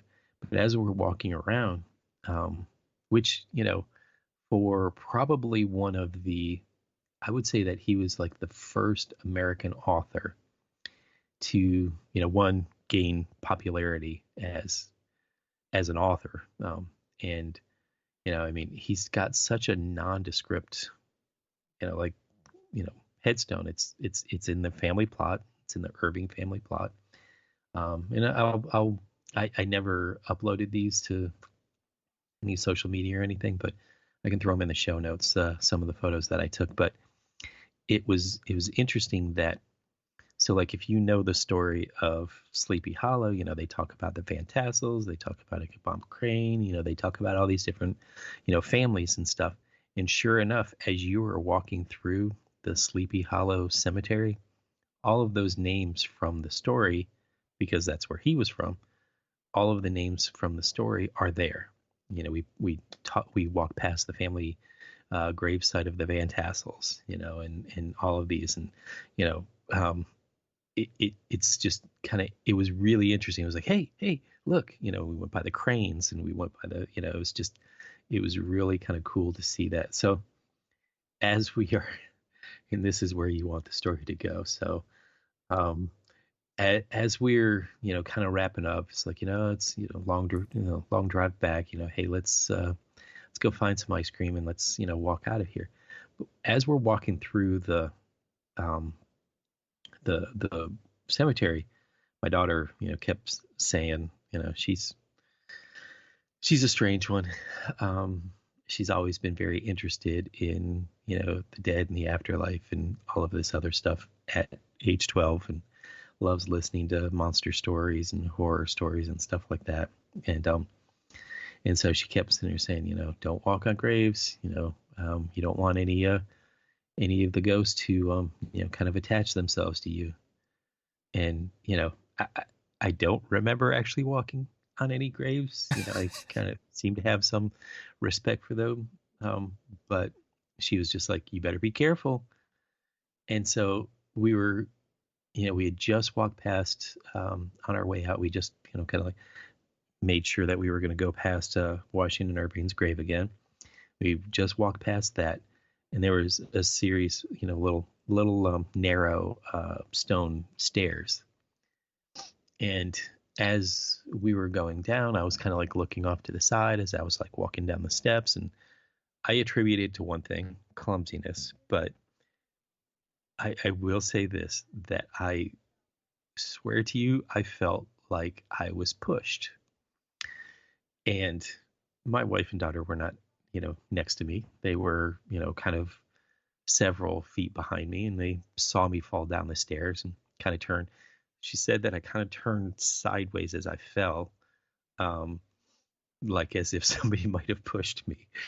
And so I fell down these stone steps with my camera, my, wonderful, beautiful big camera in hand. Apparently, I had the wherewithal to save it. Yes, but not yourself. I was holding it up as I was falling down, but not myself. Yeah. I sprained both of my ankles and busted open my knee, and it still kind of like split a little bit 2 weeks later, and like even like left a little blood patch on the ground. And as I got up, and of course, I'm like, in pain. Hit, like I rolled and, smashed down pretty hard. And I get up, and my left ankle was not that bad, but my right ankle was like already starting to swell up. So of course I was like, all right, we're done, which was a really terrible drive back because I was the one driving, and, it's my right ankle. And what do you use to drive your right ankle? And God, it was painful. Cruise control. Use cruise control. Once we got out of the city, and got onto the Jersey Turnpike, I definitely did that. But, I like look down and I see like this little, small blood stain on the ground. I was like, well, I look back at my daughter. I'm like, well, I guess the spirits wanted blood and they got it. Oh man. She goes, and then she looked at me. She goes, I told you.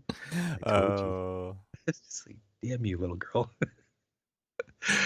I was like, come on. I mean, I'm not necessarily. I love ghost stories and stuff, but I'm not like a believer of ghosts or anything. But it was.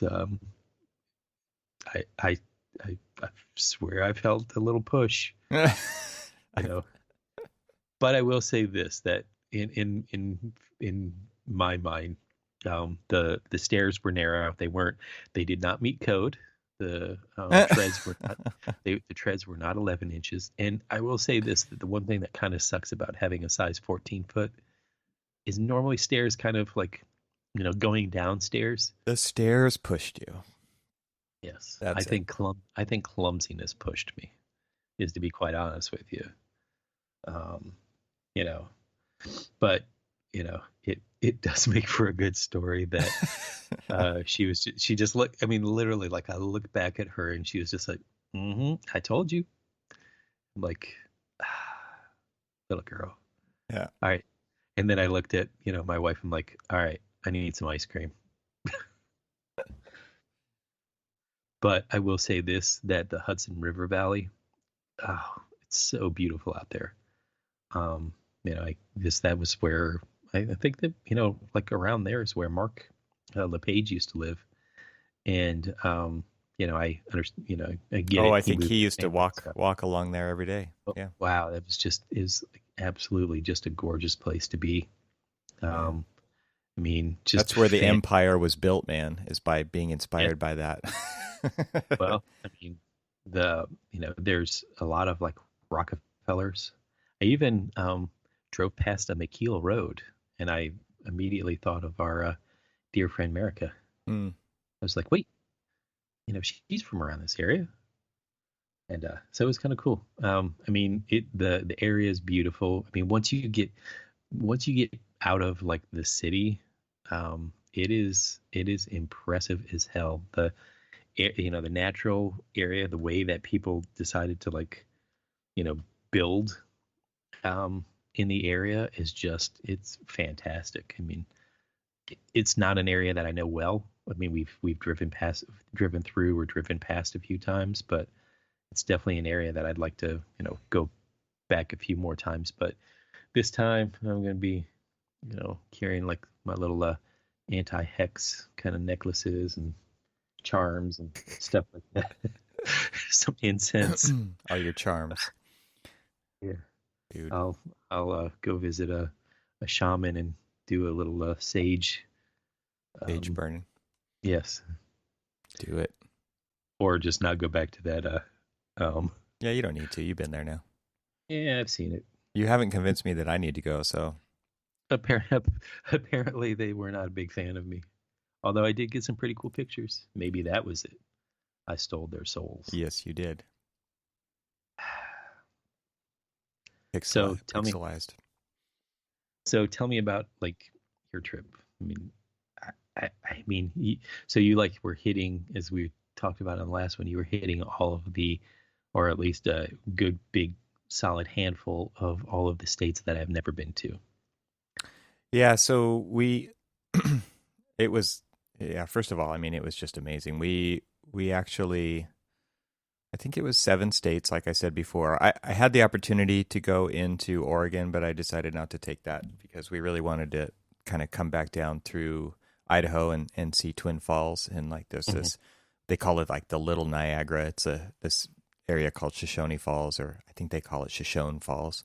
And it was pretty cool, but that was like later on in the trip. So when we started off, like I said, we went through Zion, we hiked the Narrows, we got farther than we've ever gotten. And it was funny because she's like, it's kind of cool that the kids are getting older. Like we can go farther, right? So yeah. That was pretty cool because we went probably 5 miles up the canyon.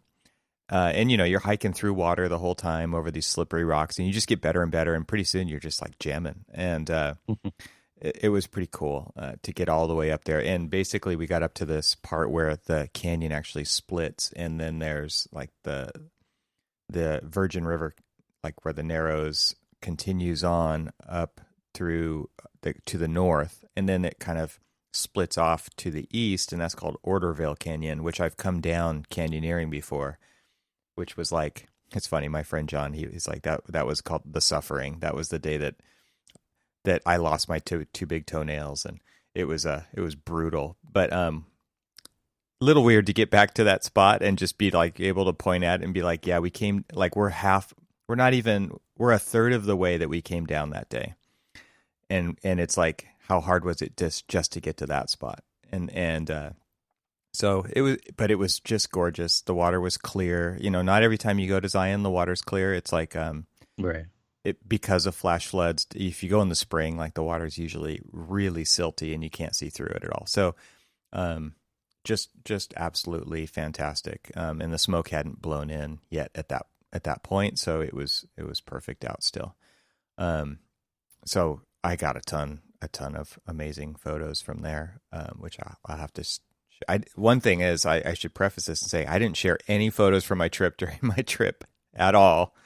I was taking like a break, and I just didn't feel like compelled to do it, but man, I got a lot of good ones. So just so you guys all know, I got a lot of good photos that you may never see. Yeah. So after Zion, we actually drove up when we were leaving from there through Kolob Terrace, which I talked about earlier, but we did it during the daytime. And that's when everybody was like, oh my God, it's amazing. You know, it's beautiful. Oh, this is what we couldn't see last night. And we took this, it's not a shortcut, but it was a long cut to Cedar City over a dirt road. So driving the car with all the bikes hanging off the back and the box on the top across this, 30 miles of dirt road, just total dusty silt. Man, the bikes were punished by that because they're hanging off the back of the car and just like in the vortex of dust. And got up to Cedar City, saw a really cool art museum, and I was like, oh, what's that? It's called Southern Utah Museum of Art, and it was very architectural. If you look it up, maybe I'll put a link to it. But that was, I got to look it up real quick because I feel stupid at the moment because it's just slipping my mind. But it was. Oh, wow. I am looking at it now. Yeah. It's I have a couple cool pictures of it. Oh, it's Brooks and Scarpa. Yeah, Brooks and Scarpa. So shout out to them. That was Absolutely. This giant cantilever, just absolutely incredible. And yeah, funky. it was pretty cool. So then from there we went to I'm trying to think, where did we go from there? We went up towards Jackson Hole, and on the way to Jackson Hole we stopped at Park City, Utah. So we spent 2 nights there and did some incredible mountain bike rides and really liked that area. It's pretty amazing how little trees there are for such a ski town. I mean, it's not a heavily wooded area. It's kind of, again, like kind of high desert. And, Utah is a very dry climate, kind of like California, even more so maybe. The snow is super light and dry there. So it's pretty cool. Beautiful old school downtowns. We saw a lot of those on the trip. Did a bunch of bike rides there and stuff, which was fun. And then we went to we got further along the road, but we didn't make it all the way to Jackson. We stopped in this little town called Afton, Wyoming, which is like a little cowboy town. They claim to have the largest, what do they call it? The largest elk horn arch crossing the street. And so it's just, elk horns, you find them everywhere up there, I guess, because it's just open land and tons of elk. And they built this big steel arch and clad it with elk horn, which you might want to spec on your next project. It looks pretty incredible. Well, elk are more there. I think I'm going to go with deer horn here. Yes. So we stayed at this cool cool old hotel, 4 stories, no elevator, like that old, and just like really cool room that we got on Hotel Tonight because it was, we're just kind of that app. figured it out on the way. We didn't plan Yeah. these stops ahead of time. It was called Coulter's Lodge. Very cool place. Then we worked our way up to Jackson, and we hung out there for a couple days, met up with my parents at that point, and learned how to use their trailer. And then we grabbed the trailer and took off for the rest of our, I think, the remaining 2 weeks, basically, at that point. And went up through Yellowstone, Tetons, and then Yellowstone. And unfortunately, when we got to Yellowstone, because of another little fire, they had closed the road to Old Faithful from the direction we were coming, so it put it way out of the way for us. So we didn't get to go back to that point, but we were there just a few years ago.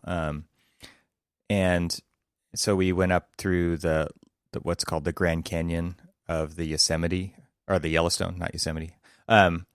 Grand Canyon of the Yellowstone, and giant waterfalls. There's just so much water there. I think that's the thing that always strikes me coming from California is how much water there is in other states, because there isn't much here.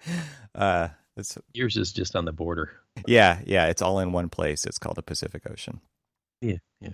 Yeah. So just huge waterfalls. Oh, and there's this really cool lodge in Yellowstone, and it's called the Canyon Lodge, and so it's kind of up by that Grand Canyon of the Yellowstone area, and it's pretty cool because there's this whole like little installation, like info installation on the the construction of that, and there's this whole thing called Mission 66.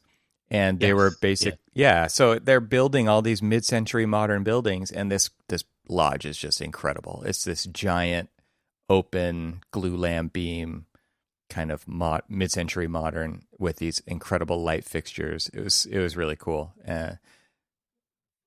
Just unexpected in a place like that, because if you look at that like in contrast to the Old Faithful Lodge, which is just intricate lodgy, but very lodgy, right? And just made out of the wood from the area right there, and they never milled it, right? So it's just like these are the trees. We will use these exact trees to build the building. So that's what they did. From there, we went up through I think it's called the Mammoth Springs area, which is like northwest corner of Yellowstone, which is those incredible kind of crystalline pools, and just again, kind of overshadowed by the smoke from California at this point. Just very smoky everywhere. So just a kind of a quick drive through Yellowstone. Did see some elk up at that point and some buffalo along the way, which was super cool. And then we drove up to, went through a little campsite on the way up through Bozeman, Montana, kind of working our way up to Glacier. So we, again, like just clouded in smoke through Bozeman. But that's where I sent you that picture of the Land Cruiser and the Bronco. It was just cool old cars. And just a cool place for sure. And then we went up through Missoula, which was a fantastic city. I'd love to spend more time there and check it out some more. Did some cool mountain bike rides there. Went to this old, like 4-story antique shop. Spent a few hours there, and then we were headed to Glacier, and I was at this like Pilot gas station, and just hanging out, waiting for the family to use the bathroom outside, and this guy was coming out, and he had a rig parked right next to ours, and he was just like, I was asking him because I saw his cool bikes hanging off the back, what he's been up to. He's like, "Oh, we just did this thing called the Hiawatha Trail. You have to do it." And I was like, "Well, what's that?" And he's like, "Okay, so on the border of Idaho and Montana, there's this decommissioned railroad track that they've turned into a bike path. and it's 15 miles long one way.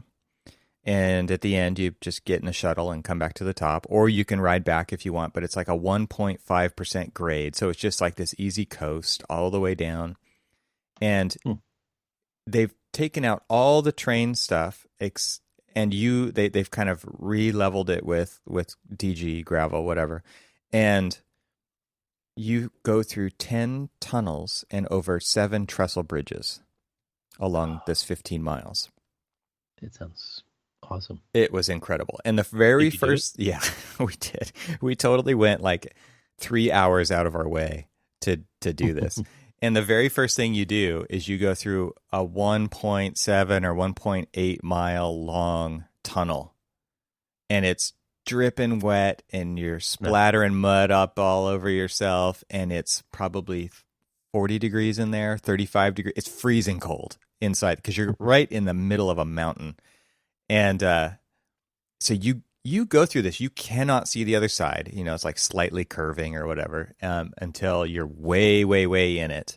There's 2 water troughs on each side that are just running water that are, you know, from all the water collected from it dripping in there. So they kind of pushed it off to the sides. And this guy actually told us there's like trout in there inside the tunnel swimming in those little streams, which is pretty cool.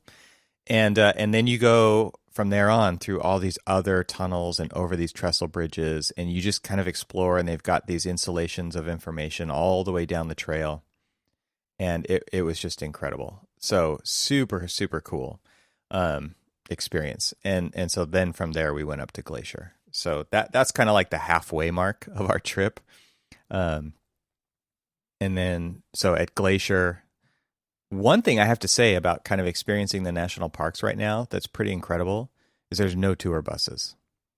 Like all because of COVID, right? There's no tour buses running at all, which are always a pain because you can never like park, right? And there's big crowds pouring out of tour buses and onto tour buses. And I'm not talking about like the shuttles for the parks. That's kind of hit or miss. Like the one was running in Zion, the one in Glacier was not. But like that full-on coach buses, you know? Yeah. There's none of those right now. So well, that's a positive. Probably good. Yeah, exactly. Totally. So I found it. It's the Hiawatha, route of the Hiawatha. Yes, that's it. God, that looks, I mean, I'm just looking at it. Photos on the actual website. It's ridethehiawatha.com. And it is just, I mean, even just like the first shot, which is just you riding over a trestle bridge, is amazing. Yeah, I mean, if you're a railroad person at all, and even if you're not, like the views are stunning. And standing on top, they have a bridge that's like, I can't remember, 235 or 325 dyslexia feet tall. And it's really incredible to see. They have these installations showing how they built them and how fast they built this stuff. And like that tunnel that we went through was 1908, right? Like they built this entire section of train tracks in like 3 years. And just the amount of work and of hard labor to do that is just incredible. And from then on, like everybody pretty much took it for granted, right? Yeah. Because it was already there. But just an incredible installation of, infrastructure. It's kind of like Hoover Dam level stuff because it was 25 years earlier. I don't know, probably 20 years earlier. So you would totally dig. I mean, it's very similar, and it's at least just, it's not too terribly steep. But the C&O Canal, which, is the old Chesapeake and Ohio River Canal, which was basically a lot of the shipping couldn't go up and down the Potomac because it was just, a lot of like rapidy areas, rocky areas and stuff like that. So right next to it, they built the C&O Canal. And so, they have the towpath, which is, and where they would actually like have horses horse-drawn pathways where, you would like hook your boat up to it and, have the horse kind of like pull you through certain areas and things like that, more shallow areas and stuff like that. And so now it's just, and I'm looking online, so this is not something that I have readily available on my head, but 184 miles of trail. And, it was built in 1831 and operated until like the early 1900s. And it's just, and we hike a lot of it because, we've got it, it goes basically from, DC, like all the way up into Cumberland, Maryland, and all this other stuff. So like the whole western border of Maryland, which is the Potomac River, it's got this full length of this That's canal, awesome. and it's got very similar things. It's there's tunnels and there's all of these other things, and like you're literally like in certain cases you're like standing, you're like walking past like these high rapids that are just to your west, and it's some pretty cool stuff. So that's awesome. You need to come out here and do that too. Well, yeah, because I mean, again, if it's a canal, right, there's no like rise or fall to it really, unless they have like inverts and stuff. But it's I mean, there's like tons of locks. Like, yeah, that's cool. So like, which is really really cool. I mean, there's like I don't know, like it feels like there's a couple hundred locks through the length of this thing, and so it descends from like the the Allegheny. I mean, not the like the Allegheny Mountains and stuff, or Cumberland area, and it kind of like descends all the way down to elevation to some high elevation down to DC. It like basically spills you out into Georgetown. And I'm looking right now on their website, and they've got a whole like elevation profile. Yeah, it's pretty incredible. Yeah, so 185 miles long. Jeez. Very cool. And it's so cool to like just see like all of these little, there's like all these like little just like lock houses and falls and rock climbing and all this other stuff. Sweet. Yep. Okay. I'll put it on the list. I'll be there. Yeah. I'll bring you the Cannondale. I was going to say, bring me that Cannondale. Oh man. So this is the only part of the trip that I actually booked so that we made sure that we got the same campsite for the whole time we were there. 6 nights at Glacier. And so we stayed outside of Glacier about 9 miles in this little town called Hungry Horse, Montana. And fantastic little RV park, very small, beautiful, amazing showers and stuff, which I do recommend. Like if you're staying somewhere for a while and you don't, showers. Yes, I recommend them. But I mean, we had an RV, right? We had our own little shower, but it's so tiny. You don't want to be in that, and you don't want to have to worry about running out of hot water because it doesn't hold a whole lot. And we had 4 full-size people, so. Yeah, I mean, and they just had a fantastic facility. So we, from there, was kind of our home base, and we went off to Glacier, and it's just, I think I sent you some of the photos here, and you were like, why are you sending me these? To make me jealous, right? Yeah. Yes. Because it was fantastic. I had no idea what Glacier was like. I didn't do a ton of research up front, which was more like intentional. We wanted to just learn about it as we went, and sure, like the old days. Oh, and I have to tell you, the coolest thing we bought the whole trip was a $25 National Geographic Road Atlas of the U.S. And the book. What it's like a full-on real road atlas, spiral bound, which is key. All their old ones were not. They were stapled, and they'd fall apart after years of use. And not only that, but the National Geographic one, I have to say, is like absolutely amazing because it has so much information on stuff that I care about, like the national parks and the activities that you can do in different places that are all outdoors based. So, I mean, that was awesome. It's going with us everywhere from now on. And we were pretty intentional about not using the internet to find as much as we could. like we have on previous, and just kind of experience things like how we used to experience things, and really try to disconnect more than usual. So once you get to Glacier right now is only accessible from the west side. The east side, there's a reservation, and they've got the road closed due to COVID. And so the west side is, I think, pretty much the main entry, and you can't get into Canada anyway, which is where that road leads. Yeah, it's shut down on the eastern side, but it doesn't. It's okay. Yeah, I would have liked to stay and stay in Canada, but maybe next time. So they have this road called the Going to the Sun Road that cuts through Glacier National Park, and again, an incredible infrastructure project from, I think, the early 30s, kind of around the same time as Hoover Dam, and those larger infrastructure projects were going on to kind of employ people right out of the Depression. The CCC. Yeah. So just incredible engineering and construction, and like has stood the test of time. It's just so this road, you drive through the park and you get all of these incredible vistas and peaks and valleys and passes and lakes, and it's glacier carved. I mean, it's like and again, I kind of didn't have an idea of the scale of it. And when some of your favorite parks are like Zion and Yosemite, like they're pretty contained, right? Like you're in the valley.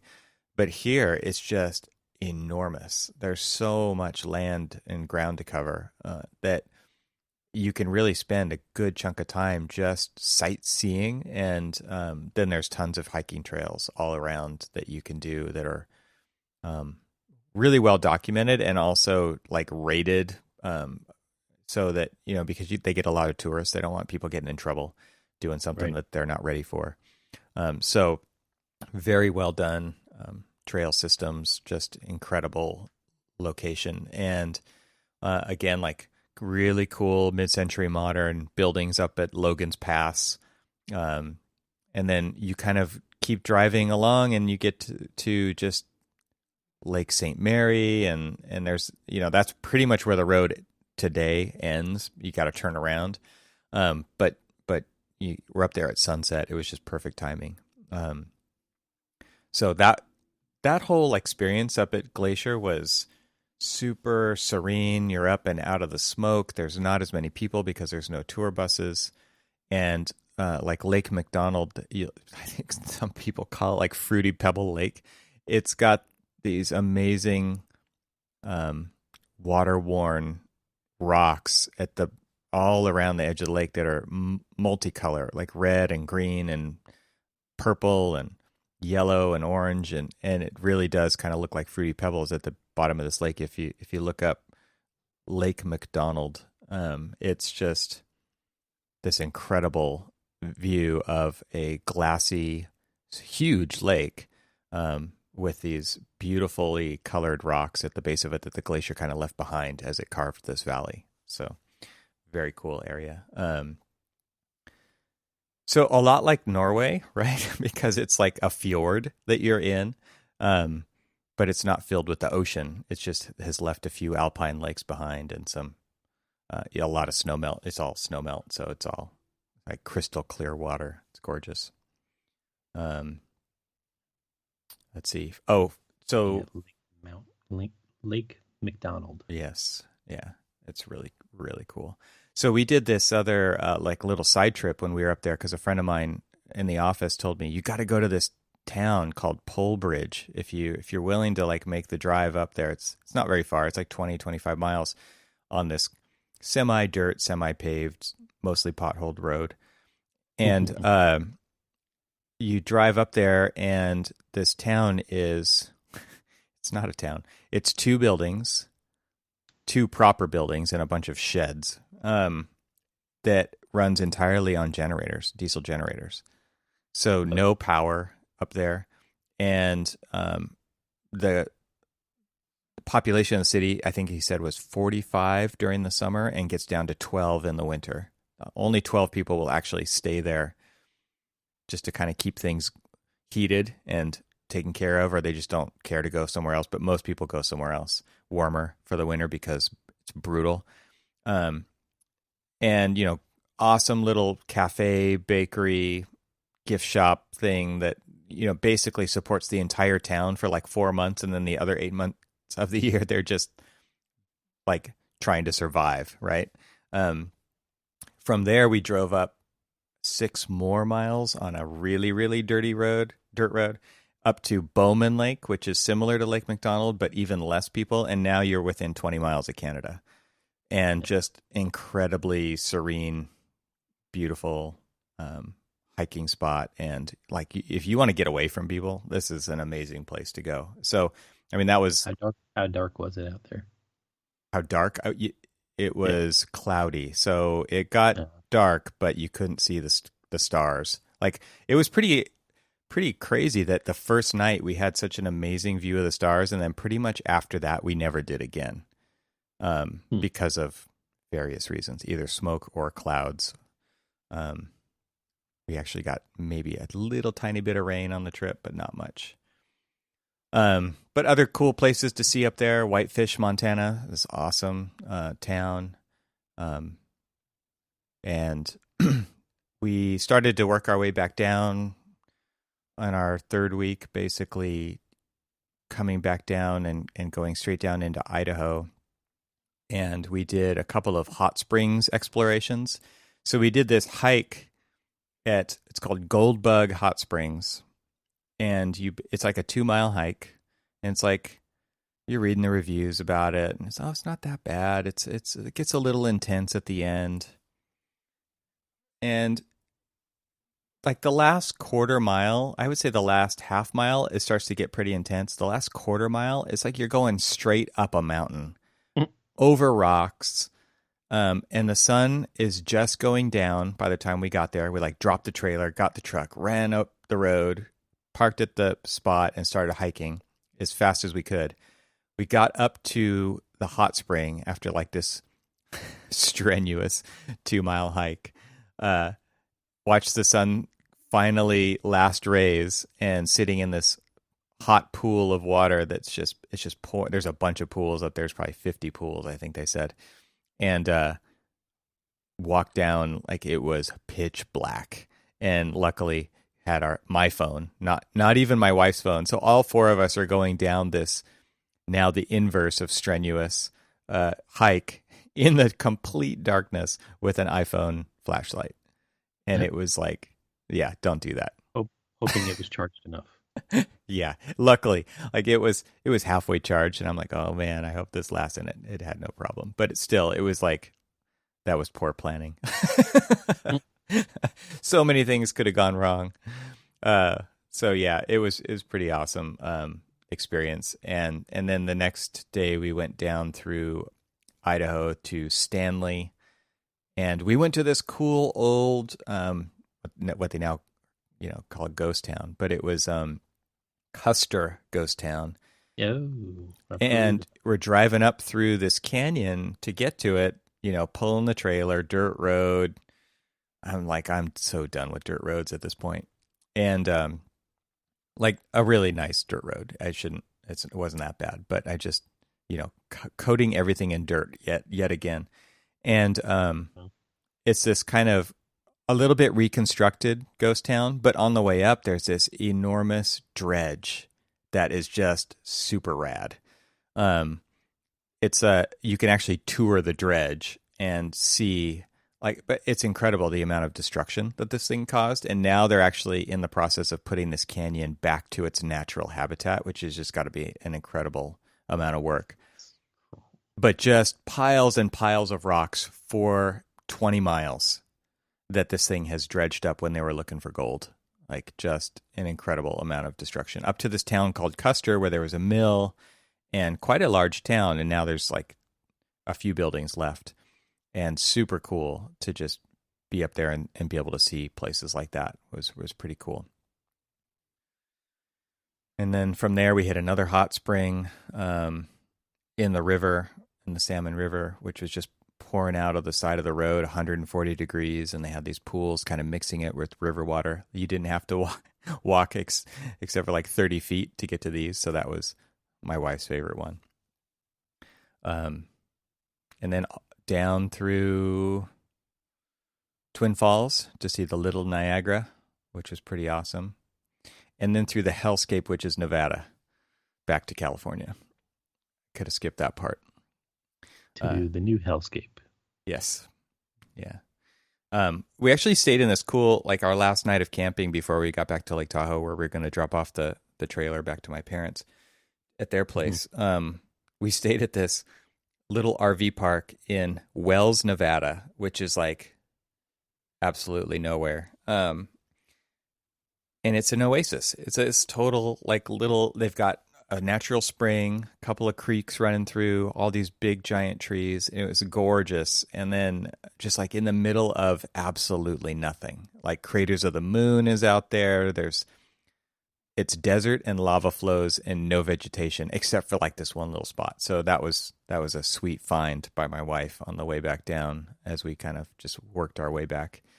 Then spent a few days in Tahoe with my brother and his wife and my nephew and with my parents. And then we drove back down through Mammoth and did some bike rides in Mammoth. And by the time we got to Mammoth, there's this big Shaver Lake fire that just started, and the smoke had already made it all the way up to Tahoe when we were up there. We got to Mammoth, and it just looked like Armageddon. It was just orange sky, like those pictures you were talking about of San Francisco, ash raining down, brutal, nasty. And then we got home to our house, and it looked exactly the same the entire way from Mammoth down. So the fires have just been brutal, so terrible. So, man, that was a lot. I mean, we did a lot, and you can ask me some other time if I'm happy to be back or not. But it's going to take a little while. I'm probably happy to sleep in your own bed, but yes, that's about it. Yeah, but then when you wake up and you're just like, oh man, I wish I would have done this or I can't wait to get back. No, I think you mean I can't wait to be on a Teams call all day long every day. True, yeah. Teams. Oh, yay. Jeez. Yeah, that's what it's been like since I've been back. Just like, okay, now I will sit and stare at this screen all day instead of walking through this refreshing place. And so how did the kids do school since you guys were back, or did they not? Yeah, so we did have a couple of difficult, like time constrained things because of online class meetings that had to happen. But we didn't. It wasn't all 6 of us. It was 4 of us. The other 2 are already in school and could not go. And it just timing wise is how this whole thing worked. But the 2 that did go, she is taking a college course that did meet online, and so it was like hotspot. Where are we? Do we have signal? Let's make this happen. And the other one we just started once we got back because homeschooling. So it wasn't as difficult as some other people have it. But yeah, I was like, oh, that'd be great to do. But I mean, literally, like, so they have, the high school and middle school just, well, actually even college all started, and they've got very set times. They've got to be on camera so they can actually that they're there, see that they're there and all this other stuff. And so just like how would we do something like that? I mean, if they didn't need to do that, I don't see there being any need for us to actually being home based. Yeah, and like my oldest is it's interesting because this is the first semester that they've had to do the distance learning for real and for everybody. And every class he was trying to sign up for was like TBD, TBD, TBD. And it's like, what is going on? Like, how do they not have this figured out? It was, and what it turned out it was there are actually no class meetings. It's just assignments. Oh, and it's all just done via text input and discussion forums through whatever they're using, whatever system they're using, Blackboard or Canvas or whatever. So he actually could have gone and not had any issue at all. But it just didn't work out that way because we just didn't know, and nobody is good at communicating this, like the expectation around this kind of stuff. Absolutely no indication of how that was going to work. All it said was TBD. No, ours have been very, very regimented.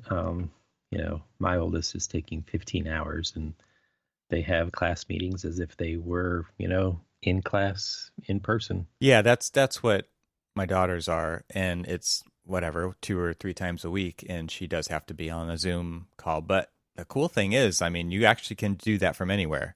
And they'll even ask her, "Hey, where are you today?" She's like, "I'm in a campground in Montana," and it's like, that's fine, right? Exactly. Yeah. Yeah, Totally. So is she just like streaming from an iPad with data, or? Yes, exactly. Excellent. Yeah. So, and she appreciates the ability to connect and see those other people for sure. Even though it's not in the real world. I mean, it's all done virtually, but yeah, it was good for her to kind of have that break from the isolation of just being with the family as a 16-year-old. She definitely, that helped her, I think, in a good way. Yeah. That's awesome. Yeah. And then other than that, I mean, she's just typing up doing her reading, typing up her stuff. So this is a college course. She's a junior in high school. Right. So, but she's taken this at the local community college online, and she's really enjoying it. So it's like an honors English class. It's pretty cool. All of her other stuff is self-directed, or not self-directed, but homeschool, and the curriculum is always kind of just done by yourself, and then you submit things through so that somebody else can check them at some point. That's very cool. Works out. That works out. Yeah. So see, that's what people should be doing. Yeah. Giving them an education with, an education within the education. Yeah. Yeah. Absolutely. I mean, not that many people get to experience a 15-mile long decommissioned railroad where you get a history lesson the whole way. Exactly. Yeah. It's just like, hey, the cool things was when we first moved here and my son was in an art class, and they're like, today we're going to learn about, this artist or that artist. I'm like, wait, at the National Gallery, they've got this guy, some work of this person or that person. Let's go, you learn what you need to learn in class. Let's go and like hang out with them and like stare at their work. And I remember he was doing a project on Calder, and hell, you walk into the National Gallery of Art, and there's this big, massive Calder, sculptor hanging there, just for you to just sit and stare at. That's so awesome. And so, like, things like that, it's like, hey, let's learn about. I mean, even when you're having fun and learning at the same time, those are the things. To me, those are the fun trips. Now they're like, I remember they used to get so taxed sometimes. Is this more history? Like, yes, it is more history. Man, that's boring. But check out the architecture that's holding it up. Exactly. It's just like, you look at like, the fun, cool scenery, and I'll look at the architecture, and then we'll both be happy. Yep. You could have a good conversation about it. One of the things that we did on the trip was total recommendation here is, Audible, right? Not a sponsor. Yeah.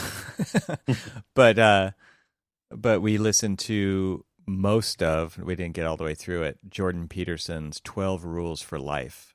And every chapter is a rule, and amazing discussions came after every single chapter because we just had a discussion about it, right? And it was like, just really, what's amazing to me is the rules are very simply stated, but there's so much depth behind each one, and why, and how this like applies evolutionarily as humans, and why this matters. And it's like how you should behave. It's how you should. There's so many things, right, in here that are very simply stated on the surface, but there's so much depth to it. And I personally love that depth to it, and he self narrates the book, so it's really well done.